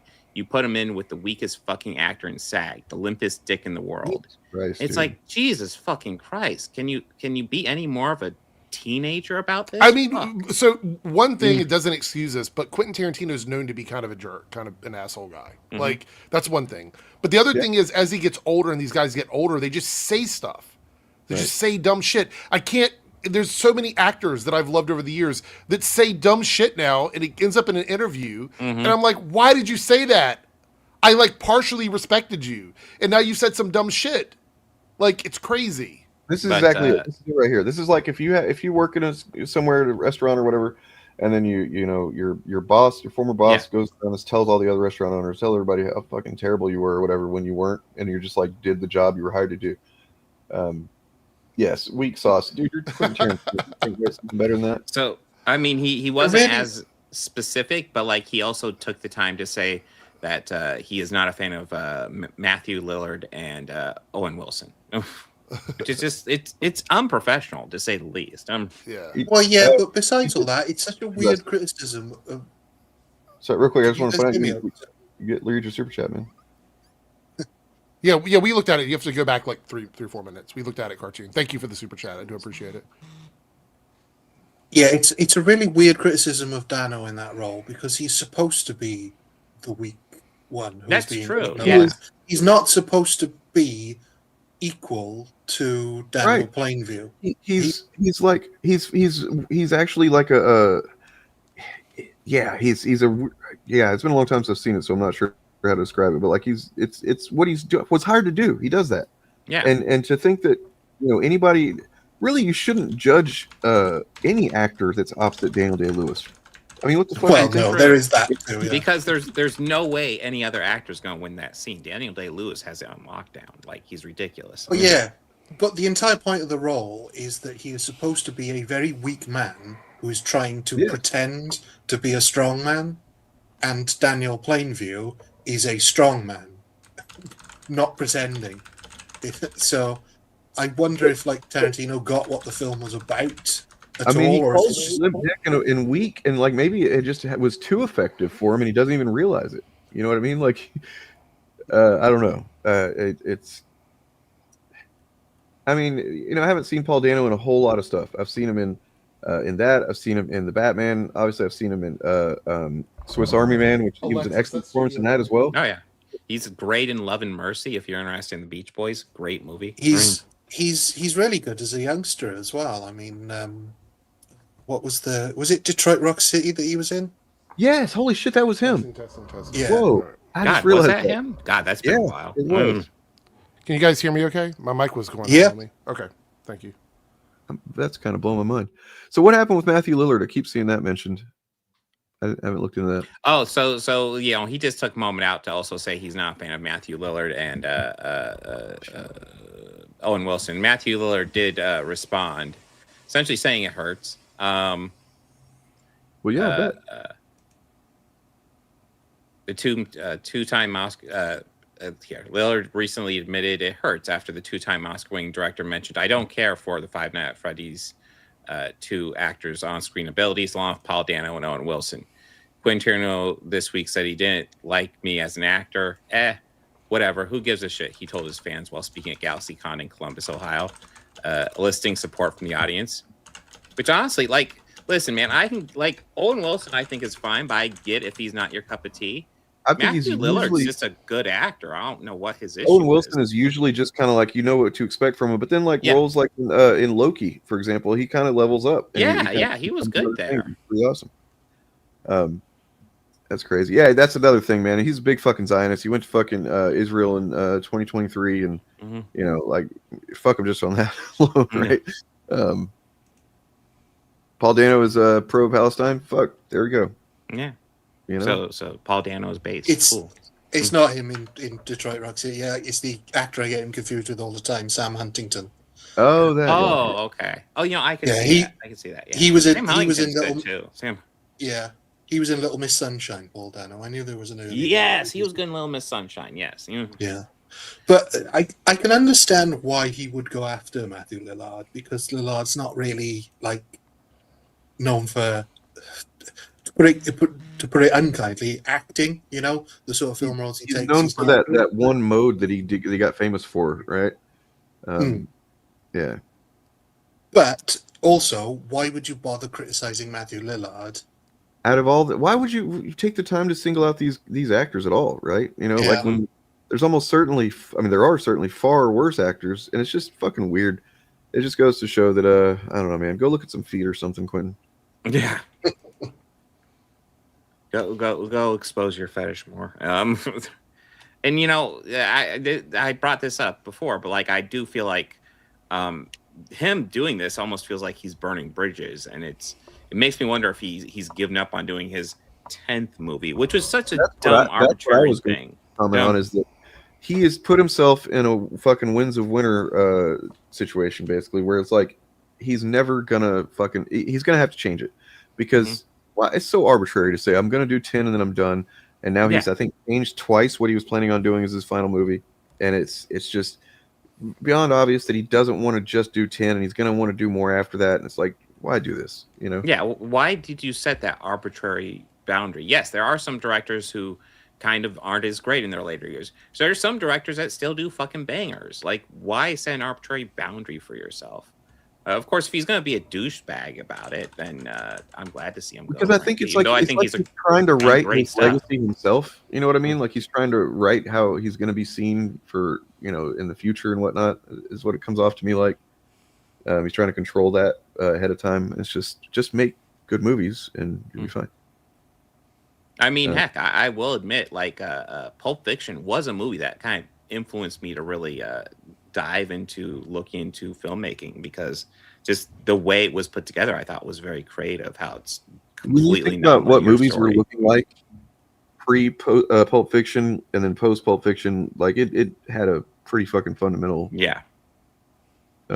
seismic kind of effect, because everything was starting to look a little bit samey, you know, in the way things were shot and everything. And then after that, you started seeing, you know, more experimentation, more independent, named writer-director come out and have their stuff pushed forward. So, although you also did see a lot of terrible crime movies in the wake as well. A lot of terrible attempts at being Tarantino. Yeah. I mean, I'll say which is inevitable with any success. Boondock Saints sucks. Sorry, but just break my heart. not as much as the sequel, from what I've heard. Right. Yeah, the sequel's a little rough. But yeah, I mean, as is inevitable with any success like that, which is kind of different, it inspired people, good and bad. So, yeah. I mean, that's just the nature of the beast. There's so many bad sci-fi movies after Star Wars. So many bad attempts at the MCU after the MCU blew up. You know, it's what happens. Something becomes successful, and then everybody tries to copy it. Yep.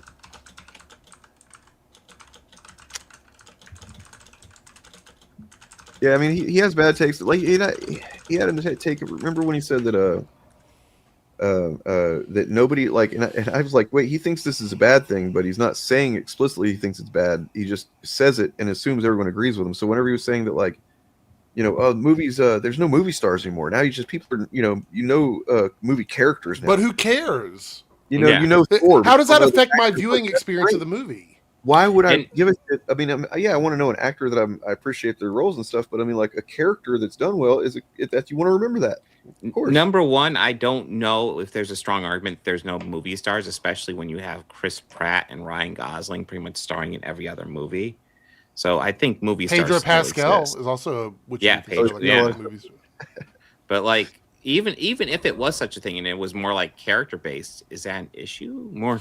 Well, that's what I'm saying. That comment matters to him and his little fucking elitist buddies, right? That comment matters to him.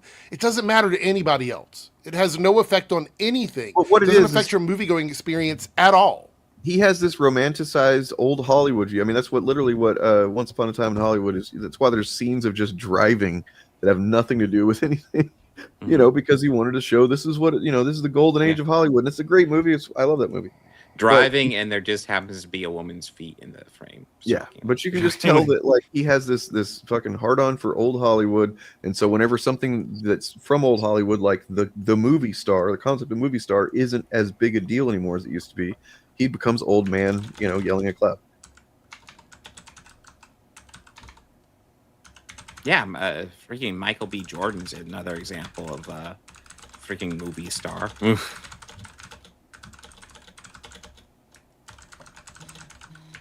But does it really matter? I mean, look at Scorsese's career. His films never had movie stars. Robert De Niro wasn't a star in the beginning. Al Pacino wasn't a star in the beginning. I mean, a lot of those films that got greenlit in that period of the late 60s, early 70s were not star films. They had nobodies in them, made by nobodies. So the only allegations that I'm aware of were the ones with well, not really allegations, but Uma Thurman had come out and talked about how he had pushed her pretty goddamn hard in some pretty shitty ways in filming Kill Bill, And then he apparently, from what I remember, he'd apologized and talked to her and kind of repaired over that and recognized that I don't remember the details of what it was, but like, I can imagine there was a lot of screaming and just like pushing her when she was tired and stuff like that. Not good. But as far as I know, he hasn't like molested any feet without consent. But you know who probably has? This guy. And you get to the heart of it if you're sort of one-on-one with it. They won't just talk about the emptiness of their life or the fact that the sex is sterile or whatever.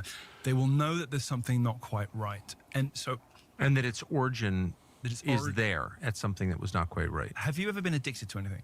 Oh yeah. Okay. Big time. So there's that moment when your mind is flooded, and it's all you can think about. Yes. And it's all that you can. You got to get it out, because if you don't do a line or have a smoke or do something, if you don't get it out. What's the deal with Tucker Carlson? Just like, what if I just like brought on the absolute most vile people on the right onto my show? That'd be pretty cool, right?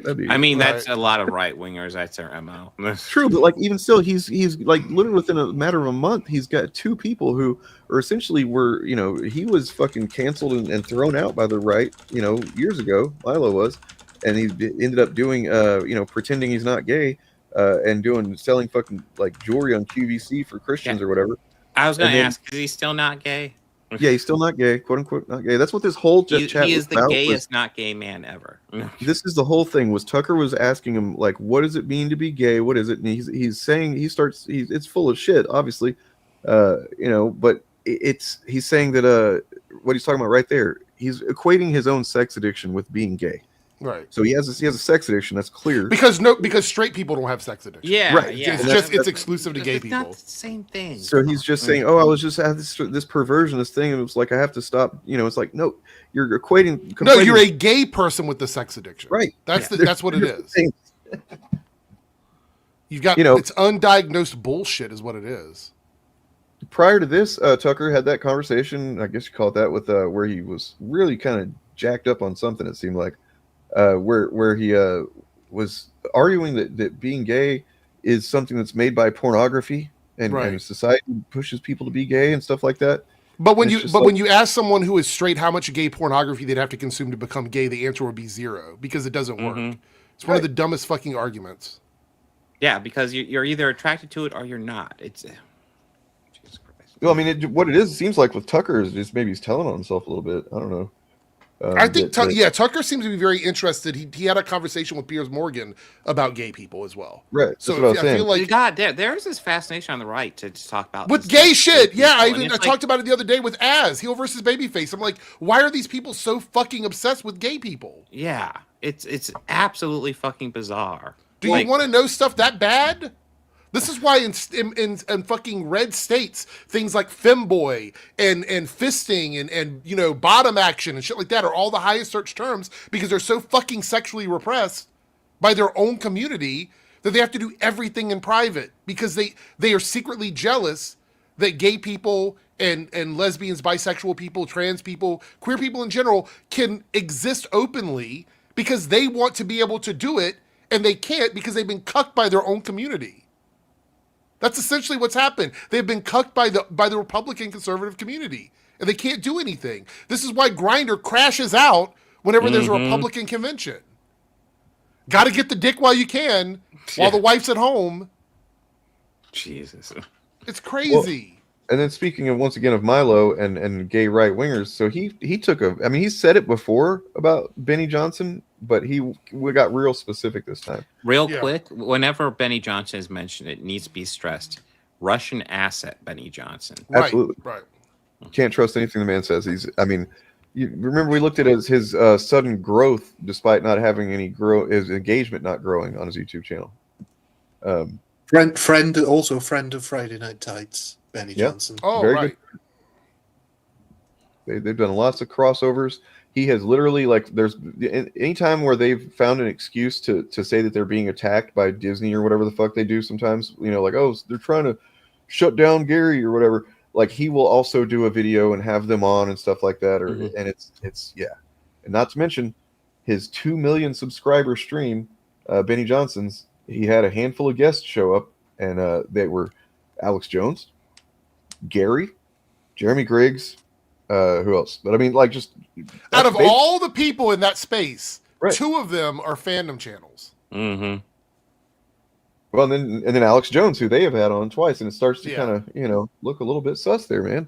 Yeah. Like, maybe these guys don't have the best country in mind. Let's not forget, Gary isn't left all right. That's true. He's independent. Right. Yeah, he's just. That's why he shows up on so many left-leaning streams and podcasts. Yeah. Mm-hmm. That's why he talks to me regularly. You know, we have our debates. You know. So this is actually a good news kind of video I got right here. I just pulled this from the good news?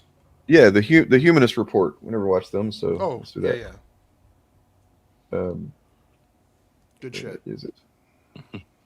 Yeah. Fucking evil scumbag. True. You just got a small, tiny little taste of Tim Pool's unhinged rant about Candace Owens, where he lays into her for spreading conspiracy theories about Charlie Kirk's murder and also accuses her of dividing the right. And that is one of multiple disputes taking place in the online right-wing grifter sphere. And I've got to say, this entire space just feels cooked at this point. And I never thought that I would say that because I never thought that I would see the day when... It's almost like it's a Chudpocalypse. Huh. Yeah, it seems kind of crazy that they would just so suddenly be this bad off at each other's throats. But when you really think about it, they're not going to cover what's actually happening with Trump because I keep saying this. I feel like it's just like everything I say comes true, right? They're fighting with each other because they have no one else to fight with. They control everything politically.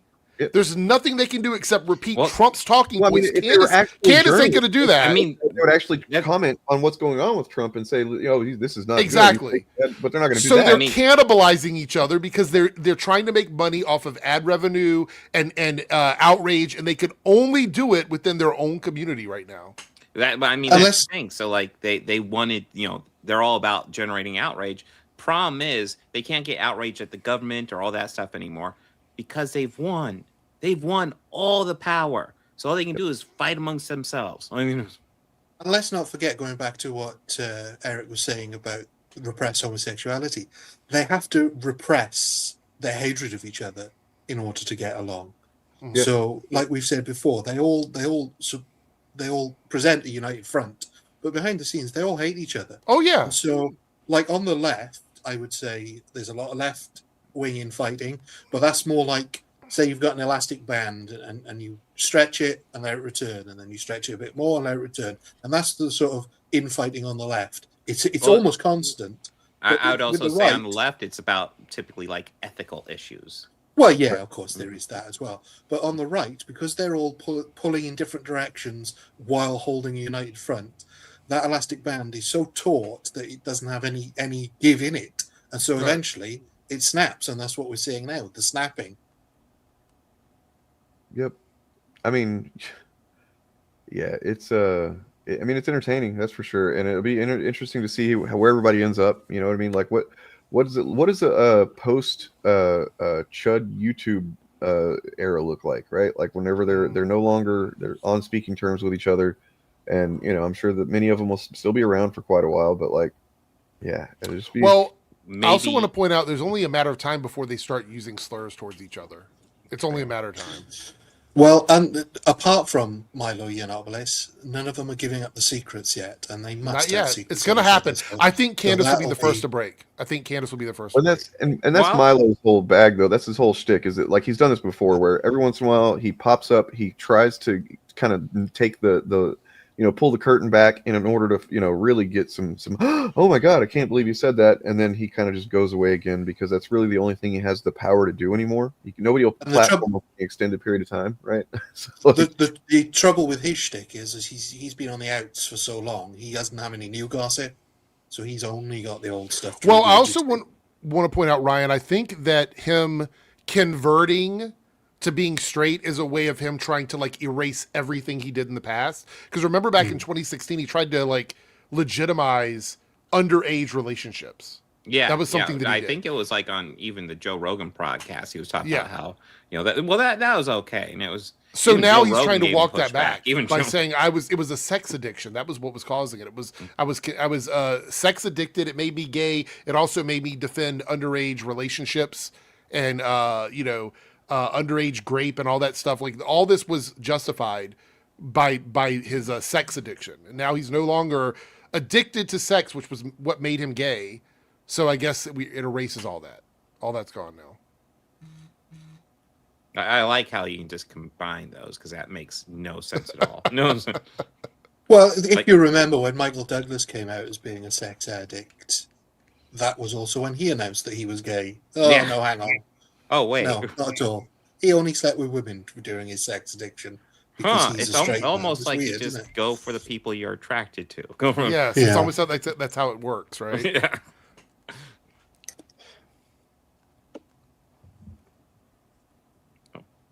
That happens since all of these people are funded by the same billionaire donors, so you'd think they'd have an incentive to zip their lips. Nonetheless, it's all falling apart, and you can't not come to that conclusion given everything that's transpired over the past couple of months. I mean, Nick Fuentes went to war with Ben Shapiro and seemingly won. Ben Shapiro is now struggling to hit 30 and even 20,000 views on certain videos, despite having 7 million subscribers. Now, to be fair, some of his videos do still pop off from time to time. Nonetheless, it's a far cry from where he was just a couple of years ago when he was at the top of his game. Now, additionally, you've got right-wingers like Glenn Beck off in La La Land somewhere posting interviews with AI George Washington, which we are absolutely going to get to. But first, I just got to say that this thumbnail, when I saw it for the first time, I laughed so fucking hard. Because what are we doing here, Glenn? You're like 85 years old. What's the point of this? But we'll talk about that later. You know what I want to point out also in this clip? That thumbnail looks suspiciously like a typical Chud thumbnail with like the orange and white writing. And I know that because I do these for my thumbnail. Mm-hmm. Oh, okay. We've lost Dane. We lost Dane. I do this shit with my thumbnails to make fun of this, Yeah. but they're doing this unironically. This is them legitimately doing these thumbnails. You know what I mean? What's even weirder looking at that, though, is that the Glenn Beck in the little box looks also AI generated. Yes. True. And True. And was George Washington from Italy? Was he an Italian American? Because he looks like a cross between Scorsese and De Niro. That's true. Because what are we doing here, Glenn? You're like 85 years old. What's the point of this? But we'll talk about that later. Now, on top of all of this, you've got Milo Yiannopoulos back out of nowhere accusing multiple conservatives of being closeted homosexuals, which I love it so much. And he's also, as he's accusing a bunch of right-wingers of being homosexuals, he's claiming, actually, nobody's really gay. So, we're going to be eating good. Right. So, I didn't even think about that, but that's really funny. So nobody's really gay because it's some sort of addiction and, it just happens or whatever. So no one's really gay, but there's a bunch of really gay, closeted, conservative people out there as well. So that's... that makes sense. Today, my friends, because we're going to talk about all of this bullshit and the implosion. So I wasn't sure. This was this your clip, Bob, or Dane's clip? It's Dane's. Okay, well, I'm going to drop it out because I don't want to walk over his clip. He might have something he wanted to show on that one. But it is funny watching a lot of the infighting that's going on right now. 100%. It's just all of it's falling apart. I talked about it the other day that we're seeing less organization between channels now too. They're not doing as much crossover. It's kind of just the same people on the same streams all the time. Comicsgate is having sort of an implosion at the moment. Gamer from Mars did an expose video on Comicsgate 2 days ago. It's an hour-long video where he breaks down all of the drama and the decline of Comicsgate, which I'm probably going to watch and react to because I think it's kind of interesting. I didn't even realize that people were still... outside of our bubble, that people were still keeping up with anything to do with Comicsgate, to be honest. I mean, the fact that they seem Gamers to- from Mars yeah. did that video means that I think there are some people who are at least interested in it. It to some seems degree. to become somewhat irrelevant, especially with Rippaverse just not doing well. The Rippaverse. Where's that guy at in the chat? Well, this is something that's weird that's happened to me as well on my unlogged in account. And I don't know if it's happened to you guys or anyone in chat, but I've been getting a lot of stuff from a Stargate channel pop up in my recommended. Stargate? What, Yeah, the franchise Stargate? Yeah, it's not an official Oh. channel; it's a fan channel, but it's called Dial the Gate or something like that. I think Gate World and Dial the Gate are both non-Chud channels, though, right? Well, one of the Dial the Gate interviewed that Star Wars girl recently. So she is really going all in on this Stargate stuff, and I think it's because, again, there's a lack of stuff to talk about, and so they're jumping on everything. I'm an OG Stargate fan. I loved it since the movie. I watched all the shows multiple times, including Stargate Universe. I mean, I came in late to SG1, but I've seen it all. So I probably will start covering it at some point on my Reloaded channel within the next couple weeks or whatever. But well, why is that Star Wars girl kind of limits your branding for stuff? But yeah. Well, it was just weird because about 2 weeks ago, I think it was when they announced that Stargate was coming back in some sort of fashion. Yeah, it's not clear what, but we are getting a new series or something. 3 or 4 of this channel's videos recommended, and they're quite a small channel, so I was wondering, because I've never searched for anything Stargate related, so I was just wondering if they were paying for promotion of some kind, or I mean, just crack the algorithm. My issue is, so this is my only concern, is if they're smaller channels, why would that Star Wars girl connect with those channels? First of all, that's the number one thing. Is it because she wants to pick up a new audience to come over and indoctrinate? Is that what she wants to do? Because that would be my first, that if I were guessing, that would be my first guess. But the other thing is, are they not researching these channels when they're inviting them on? Or they just go, oh, it's a channel with like 400,000 subs or whatever. We just want to have them on our stream or whatever. I don't know. And I feel like there's an opportunity to sort of get ahead of this because this is a new show coming out. It's a new franchise. I think that we could prevent the pipeline from getting muddied up if we sort of start engaging in that content a little bit early as well, because it seems like they're jumping on it pretty quickly too. Yeah, I didn't know they were jumping on it. Of course, Stargate's been dead since. Well, she did a stream with Nina ended. Infinity, who's kind of persona non grata for fucking Friday Night Tights after she started all the drama with Eric July and Dick Masterson. But she streamed with Nina.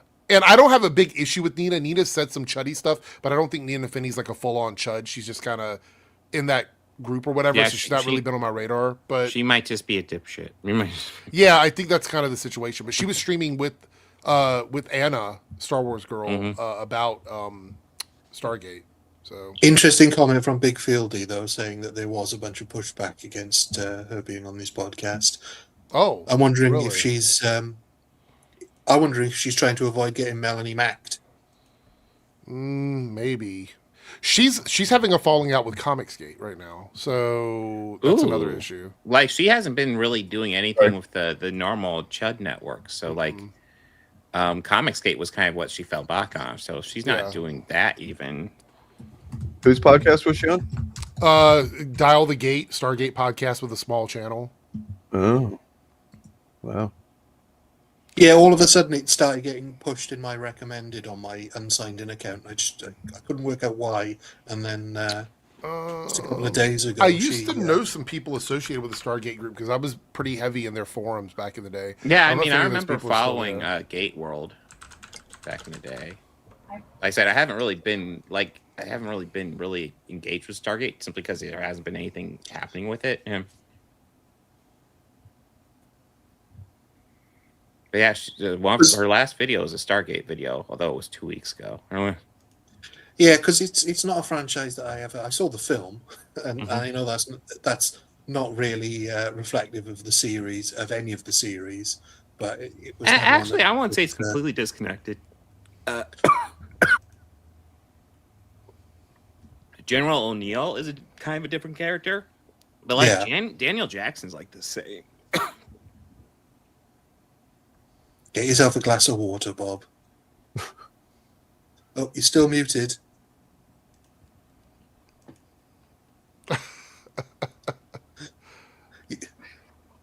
I'm doing it backwards.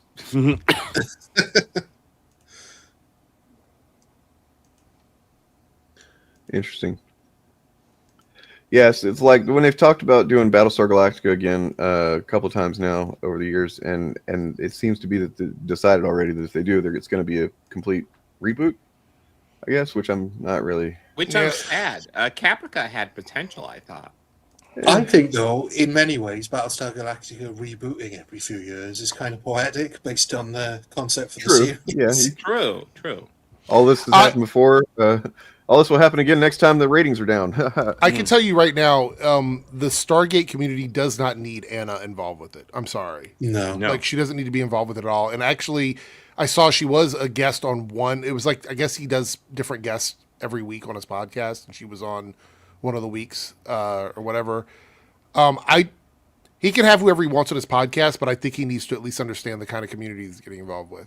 So what do you think that she's doing? Is she like trying to stake out her next grift or what? I said earlier, like I guess you were away, but I said that I think that she is looking for a new audience. I think that she's seeing diminishing returns, and this is a new audience for her. Like they all are. Yeah, but I'm saying I think she's trying to pivot. Like she might actually know a little bit about Stargate, right? And she's trying to pivot into that community because there's nothing going on in the other space, and there's a lot of major infighting in CG right now in Comicsgate, and she's in the middle of it. I just want to respond to a couple comments real quick. Yes, Teal'c was awesome. Christopher Judge was awesome. I hope they do something with him. And then the time loop one. Listen, it's a classic, but everybody needs that one. Come on, get more creative. Come on.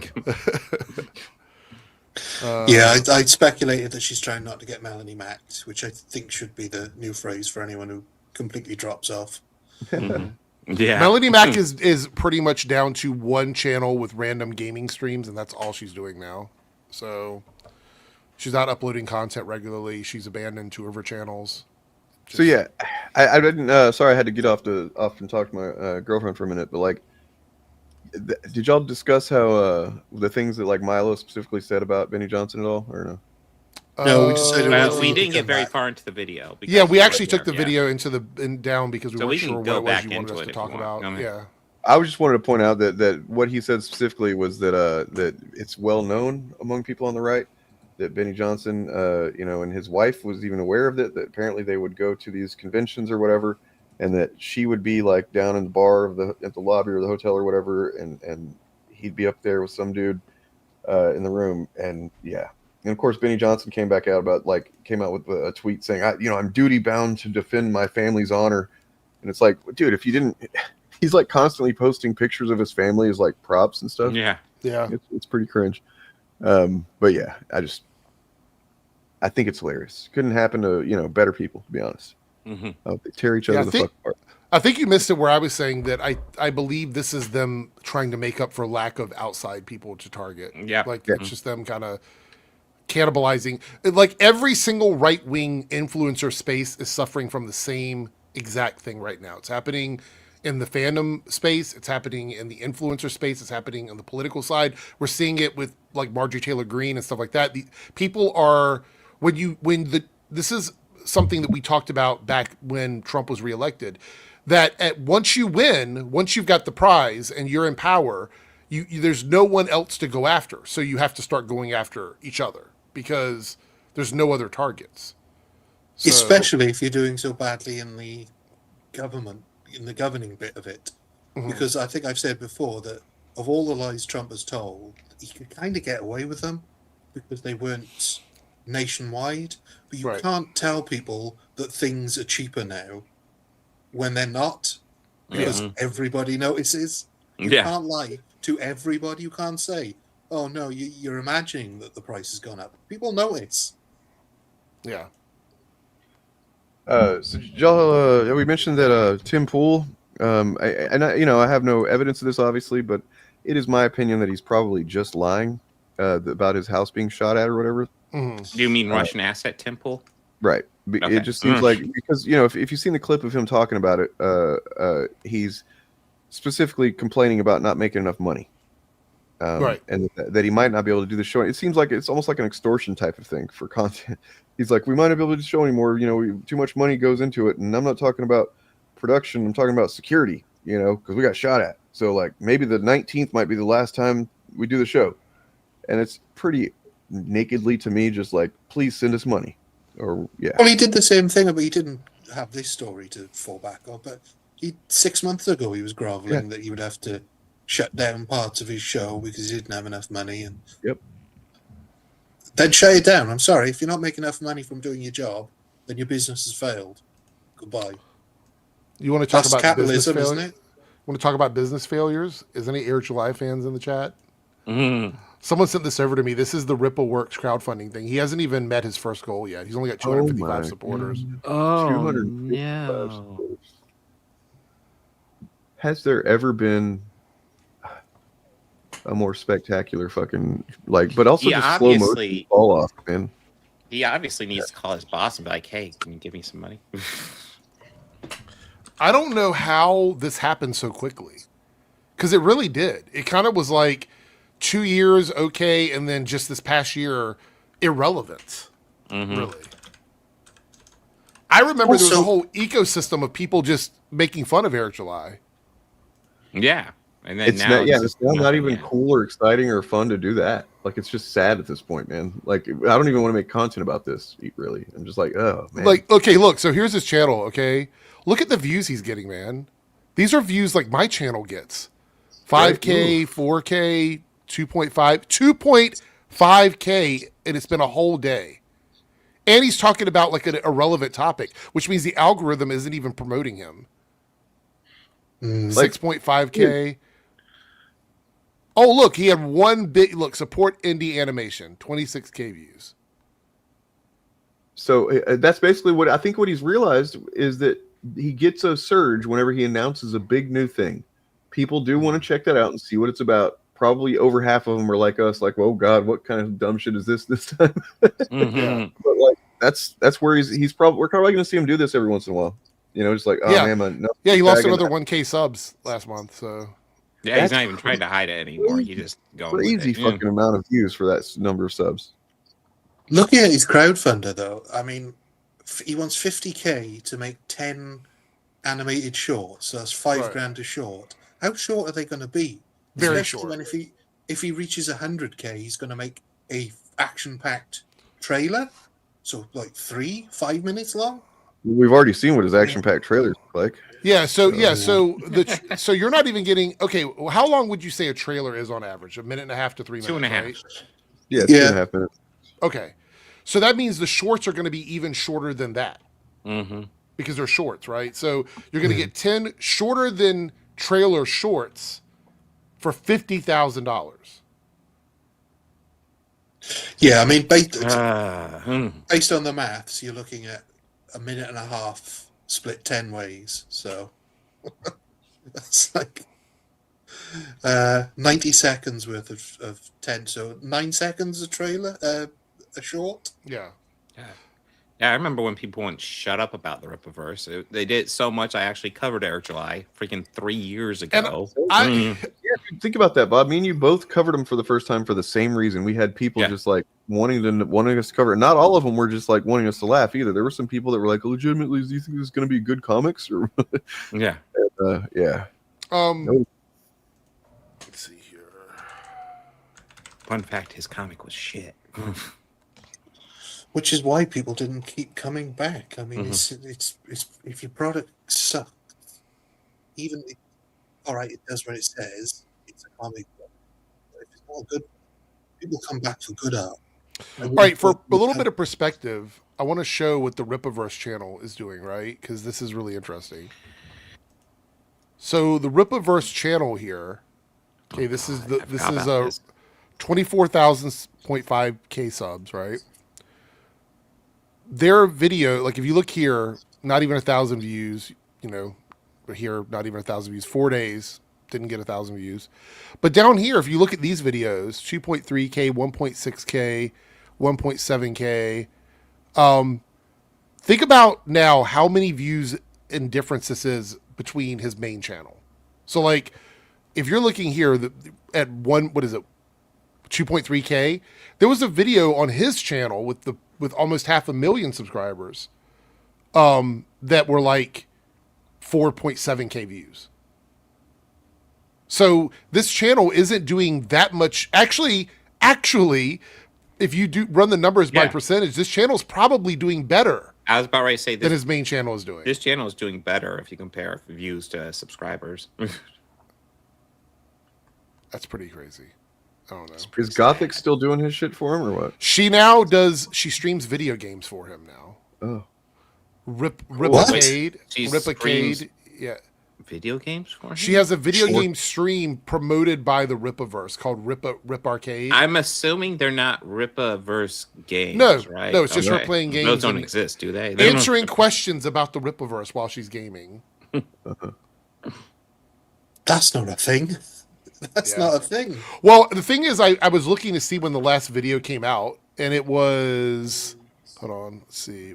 Ripacade. I just want to see a Ripaverse game where you pick up a mission and just like, well, I don't want to. So I think it's only once a week, and it's like 2 hours a week. She did it like 6 days ago, and she is streaming. I don't even know what game this is.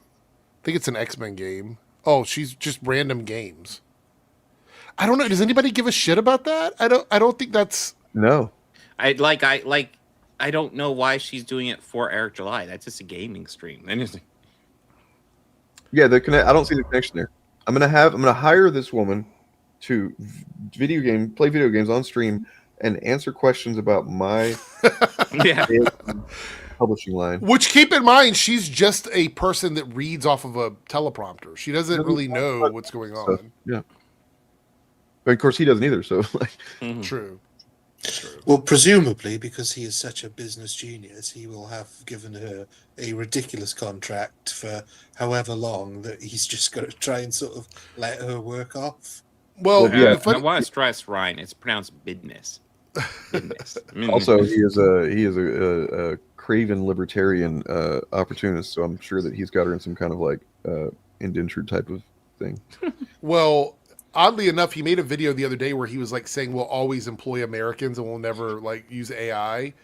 And there's been several like infographics of his employees. Like 97% of them are not Americans. The Soska sisters are Canadians, and they're like the head of the lore department. You know what I mean? Like Kanan White is the only person on his team that works with him regularly that is an actual American. Everyone else is an international employee. So it's so stupid. I guarantee he was so buzzed with the success of the Riververse that he gave all of these people, like the Soska sisters, have probably got a contract that he can't get out of. So has this Gothic's woman. I swear he's given them all contracts that he can't get out of. So they're going to be doing basically this, because why else would you employ somebody to do a gaming stream on your behalf? That's ridiculous. Just real quick, talk about not doing AI, and here's some artwork from Force Man. Here's some artwork. Looks beautiful. We're winning with this one. The two hands merged together like a mutation with like a million fingers on it. It's like, the fuck are we looking at? I was trying to look for so like there's a couple of websites where you can read some comics for free if you want to. But they've got like 3 different Ripaverse comics up there still. But I guess nobody's scanned the new ones, and I guess not enough people have. They're bad. Yeah, they're bad. That's the problem. I am morbidly, interested. So I think in my mind, I've kind of pieced together when all of this started to go south for him. Do you remember earlier this year, like very early in the year, he made the video where he said that he got blacklisted, I guess, or shut out from working with some other studio or something like that. I think that his intention was to expand with this new studio, and then he couldn't make it happen because they looked at his channel and they were like, "Fuck this guy, we're not working with him." You know what I mean? I think that forced him to pivot a little bit, and he's not really been able to recover since. I mean, I don't disagree, but I just think that there's been a series of it's death by 1,000 cuts, man. It's been like every single thing that we've probably covered has had some effect negatively on the overall outcome. Like everything from, Bob's debate, to like I still see that shit mentioned in the wild. Basically, anytime I go to Reddit or something and see him talked about, that comes up. And then, and then the Miles Morales clip as well. Yeah, the Miles Morales clip as well. And then just Ethan did a lot of damage to this fucking guy. You know, and that was the point. Like, I mean, the Comicsgate basically became entirely about they pivoted their entire focus from let's talk shit on woke SJW, Marvel, and DC or whatever to just we're all anti-Rippaverse now, and we're gonna, you know, whoever didn't stick with Rippaverse anyway, and it just became that's what it was about, and it was hilarious for a long period of time. Basically, once you become a lol cow to that degree, I don't know, man, you know. But yes, you're right. That had that on the business front, that had an effect for sure because he couldn't, you know, get the talent in the studio to help him expand. But I mean, the fact is, he didn't have the fucking demand for the books anyway. So like, what was going to bring all these people in? And then he's like, well, nobody's buying any books anyway. Right. So I mean, it was just at every angle, or every you know way you could look at it, he was getting screwing himself basically. I want to also point out that there's going to be a documentary here on YouTube sometime in the near future about the rise and fall of Eric July, and Bob's clip will 100% be included in that with that rant. It'll 100% be in there. Oh, I'd forgotten this. I was just reminded when he got that award. Oh yeah, right. Oh God. Oh, you're talking about that weird. I thought you were talking about the award I gave him, but you're talking about the other one. No, the legitimate. Was it a libertarian university? Yes, gave him the Young Businessman of the Year award. The Young Businessman. That's how he spelled it on the. You're saying my award wasn't legitimate? Okay, I see. I've had a couple of comments now, so I feel I should address why I'm in a new camera Dane, position. I would never ever say your award isn't legitimate. Thank you. It's because my Christmas decorations are up, so I can't use the table the desk that I previously had my setup on. So that's why. Sketchy's called it the boss angle, but there's other people that use that angle on social media. But I was not going to say anything. I'm far too innocent to know what any of this means. And I'm just sitting here trying to think of which thing Eric is thinking of. There's a lot of them. There's a lot of them. But anyway, the boss angle is not what I've ever heard, but that's a new one. But I appreciate it. So I'm gonna have to go here in a minute, but I do want to share. Yeah, I got to jump out of here too. So I found a subreddit. If you guys get bored, just go to r/I am very badass, where you'll get gems like this.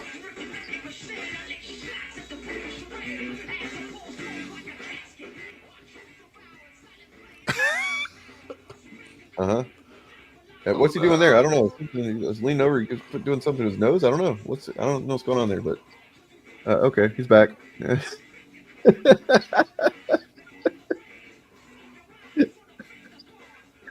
I cannot. What? Wait, what is the name of this Reddit? I am very badass. Okay. Fred Duff. Oh no! No, I'm just my brain's computing wearing a MAGA hat and listening to Rage Against the Machine. Oh yeah, he's raging. What's somehow. the weight belt for? I don't know. What's the things on his wrist for? What's he doing there? Is that a gun he's doing? Those are also a weights thing. You wrap them around the bar so that when you lift. No, I mean, like, why is he dancing around in it like that? You know what I mean? Well, like, he's just been pumping iron, and now he's still and this guy is convinced. This is during the whole shutdown thing. He was like, I guess he probably saw something on Facebook where somebody said that you got to watch out because once people run out of their EBT, they're going to steal your grocery cart. Oh no! You need to take it very seriously.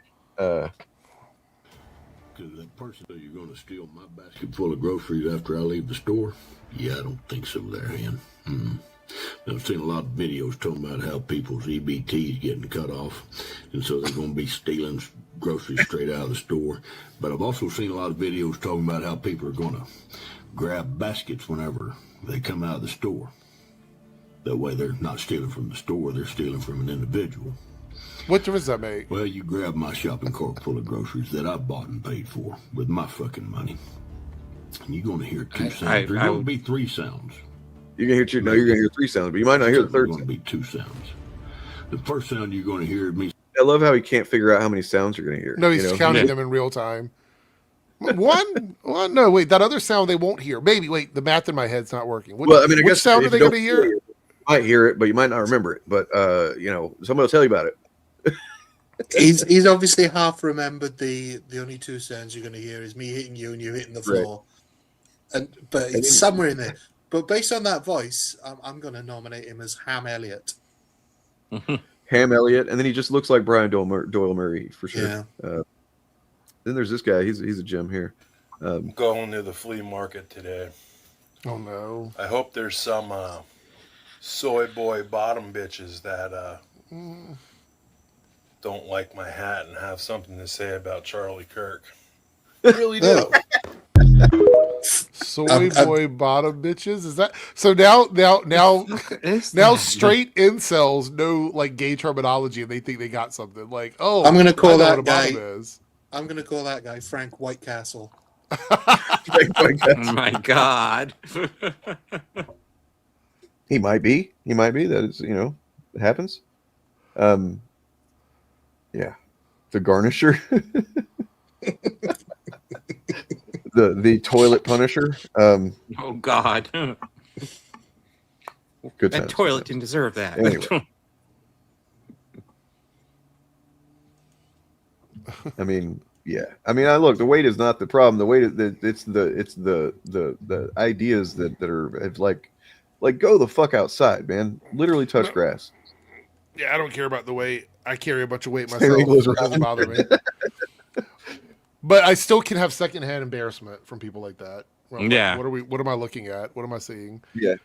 I mean, Some in a soy way, boy bottom also, bitches. I think there's more value to it than just laughing at these people. I think it is important to understand how fucking twisted some of these, just these algorithms on Facebook and whatnot, and TikTok, I guess now too, have gotten certain people that aren't, aware enough of, like I said earlier, they look at this stuff all day long, they scroll and they think that this is just reality. Oh, so everybody's talking about Charlie Kirk. I hope there's a fucking soy boy talking about Charlie Kirk so I can fight him. And it's like, not good. No. No, it has to be a soy boy bottom bitch. It has to be all the elements. You can't just do partials. Yeah, it was giving very Fruitopia for sure. It's like, do you not realize that this dude didn't realize he just said he hopes he runs into a soy boy bottom bitch? Okay. Well, I think he wanted the bottom bitch for something else. That's what I think it was. Like, it wasn't. He was like, I'm going to fight the soy boy, bottom bitch. So he can he fight the soy boy, and then the bottom bitch. That's a different scenario. He just didn't get to it yet. Well, I mean, he can't really do anything with that scenario of two bottoms. It would just get weird. Sincerely, it sucks because these people are kind of in a fucked up way victims of corporate bullshit. Like so many of us. But, yeah.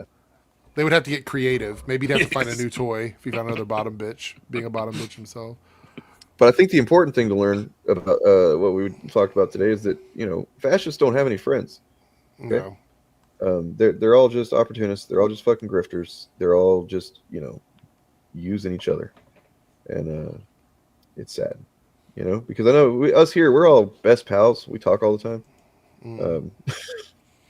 We're all too busy to talk all the time. That's the problem. We are, but I mean the fact that we don't really make a lot of money doing this at all, right? This is not a money making venture. We still do it every fucking Wednesday because it's the only time we can manage to get together with our busy lives, and I think that's a testament to the fact that we're doing it for the right reasons. Speaking of, how does it look moving forward this month? Because I know people have a lot of family stuff going on the rest of this month. 17th, and then the 24th and the 31st, which is New Year's Eve. So. What is the days fall on? Let's see. Okay, yeah. So next week is Christmas Eve. I could do that day probably. No. 2 weeks is Christmas. 2 weeks next week. Yeah. 2 weeks. You're right. So I mean, if anybody else is available and wants to, I'm not. 2 weeks. Anybody's available and wants to, I could do a short one probably. Earlier in the day because I don't think we do Christmassy stuff until the evening anyway. And then probably not on the Christmas day for sure. And then New Year's Eve is what? Literally Wednesday. So I will be doing a stream tomorrow just to announce that real fast before I forget. But also I might do a Christmas Day stream. We'll see if my family wants me to do something. Yeah, I might do something on Christmas Day, but on Christmas Eve might be rough, which is the 24th. Yeah, I have my kids till 10 some p.m. people do on Christmas Eve, Day celebrations, some do Christmas Eve, and it's we're doing Eve because people might be here overnight till the next day because they're not working the next day. So I'm actually thinking I might explore the idea of a New Year's Eve stream. Well, that might be fun. I'll be. That might be fun. But yeah, I did it. I think I did it without really planning it and just kind of last minute the last time I did it. so it wasn't a whole lot of people, but like I might. It's very likely my work schedule won't allow it, but if it does, I would jump in. Well, we can let everybody know that there will be some disruptions, but I think next week we're okay for. Yeah, I think next week. is next fine week for everybody. So amongst ourselves, and then next week we can let people know. Mm-hmm. You know what? It might be a good idea to do, and I would be willing to, kind of put this together if we can talk about it off stream. But like, I don't know, some kind of content compilation, like a day-long stream of content of just a bunch of our content or something like that on the SHILL Clips channel or some shit. I don't know. Could be fun. Do a comp. I don't know. What did you think about the Sydney Sweeney comment, Dane? Did you see that, Bob? Oh yeah, we didn't really get into that, did we? I consider it too little, too late. Too little. She seems like a pretty fucking, kind of shitty person. Oh yeah, she's light. I don't like her. The confidence with which she just a couple of weeks ago was like, if I have something to say, I'll say it, And now she's like, oh, I really like racism's bad. like literally back when she was asked that podcast, all she had to say was eugenics bad. Yeah. That's literally all she had to say, and she couldn't even say that because she's a fucking coward. She could have easily made it. She could have said something that still put the emphasis on how silly everybody was being. She could have made a statement like that. She could have been like, no, of course I don't, support any racism. It's like, this is ridiculous that people even took that from that. Like, it's stupid, of course. Or even she could have said, I'm not prepared to answer that now, but I am going to release a statement about it within the coming days. But no, instead. No, the way that she answered it was very specifically like this doesn't matter to me. And so whenever something I do care about, I'll mention it then. You know what I mean? And then now it's like, okay, so you care now, right? Yeah, because all her movies are bombing, and she has another movie coming out. She's desperate for not 100%. That studio was like, hey, you gotta say something because we don't want your movie to bomb, and it's gonna bomb. We could, you know what? I forgot to bring this up last week. I do want to mention it as last thing since we're talking about her. And we talked about. What's up? If you want to do it as a last thing, I think that's a really interesting question from Bradley Ghost. Have you ever met or encountered the chuds you discuss in real life? I mean, obviously I haven't. They live in a different country mostly. Like I said, for the most part, they're at Horror Hound. World-class bullshitters do have a table. I've never gone to visit them though. I have ran into a couple of them before they were chuds, basically. Like Robert Meyer Burnett. Yeah. I ran into him before. And a couple other the lower channels or whatever I've seen at conventions, but the big guys, no, I've never ran into any of the bigger channels. Well, I mean, Eric July did threaten Bob. Right. Sorry. True. So probably one to avoid. So here you got Drew. He really could have just stopped after saying Sydney Sweeney. There's no point in hiring Sydney Sweeney. Period. Right. Cool. Agreed. But he continued, if you're going to dress her in a maid's outfit in the posters, but make sure she's covered up. Does he even know what the movie's about? No, I mean, he's saying what we all knew. He's just a fan of her tits. Right. And a film where she's got naked. Just enjoy that. But they probably don't even know that. Robert Meyer Burnett is like hat part-time chud. He's like designed this, and he definitely has gone on the anti Star Trek new Star Trek because of the fact that they had queer people in it, basically. Yeah. Yeah, I guess we gotta talk about that poster too, but I don't know. I kind of don't care.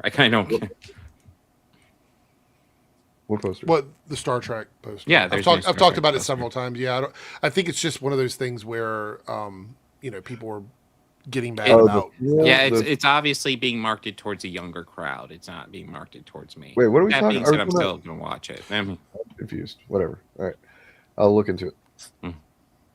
But yeah, fucking Disprove, man. He's a really, really, really dumb chud. Yep. Which is unfortunate because he's also hideous. So he's like there's like we should do like a tier ranking of the ones that are like we think are the most unintelligent, because I think there's a lot of them that fall into that category. But then I think we should just rank them based on attractiveness too. You know what? I mean, they're all like, the second they open their mouths, they're all just not attractive. Yeah, so I don't want to fuck any of these guys. You know, number one, I'm not gay, but number two, if I were, they know when they were. One that really epitomizes the true meaning of chud, though, the original, the cannibalistic humanoid underground dweller, because He does look like he lives underground. He does look like he dwells in the dark. Yeah. I mean, like, I guess Shuan Head's kind of a chud. Like, before she opens her mouth, I might consider her attractive. She opens her mouth, I'm like, no. I'm like, yeah. I don't know. Never been too into those mousy types, you know. But yeah, she's definitely a chud. All right, that's all we got, folks. Everybody, promote yourselves. oh yes, I'll be streaming tomorrow, going over comic books, going over chuds, maybe do a manga. I don't know. That was kind of fun last week. But yeah, it will be earlier. I'm thinking my daughter has a concert in the evening, so I'll probably want to start streaming around 1. That's Eastern Standard Time. So yeah, it would be a couple hours earlier than this stream started. So just keep an eye out for that. I'm doing the Game Awards tomorrow night. So on both channels, I will be streaming around 7:30, and I will go on till around 11:30 because I'm pretty sure there's going to be a lot of trailers and stuff dropped tomorrow. So Ooh. I'll be doing that on both channels. Yeah, that's pretty much it for now. And I'll be doing my usual videos on Rockford Files this weekend, leading up to Christmas. Well, that's me. Cool. Okay. Friday is when I believe I'll be going ahead and making the full album, which is essentially complete. It's being mastered now, available. And so yeah, show up to the stream on Friday, and I'll hook you up with free downloads of that motherfucker. Early Christmas present to the audience. Yep. Yay. So, worked hard on it. It's pretty good, I think. It's fun, for sure. Yeah. Sounds like a plan. What do we got here? What are we going out on? We went on that last week. Let's fix this.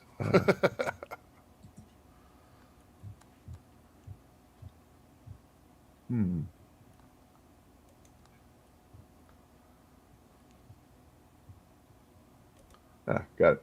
Since you got to mention early in the stream, we'll do this. All right, everybody. Peace. Greetings, my friends. Thank you for watching this video. And if you would be so kind, please subscribe if you like what you see. Help our channel to keep growing and keep fighting the war to save pop culture.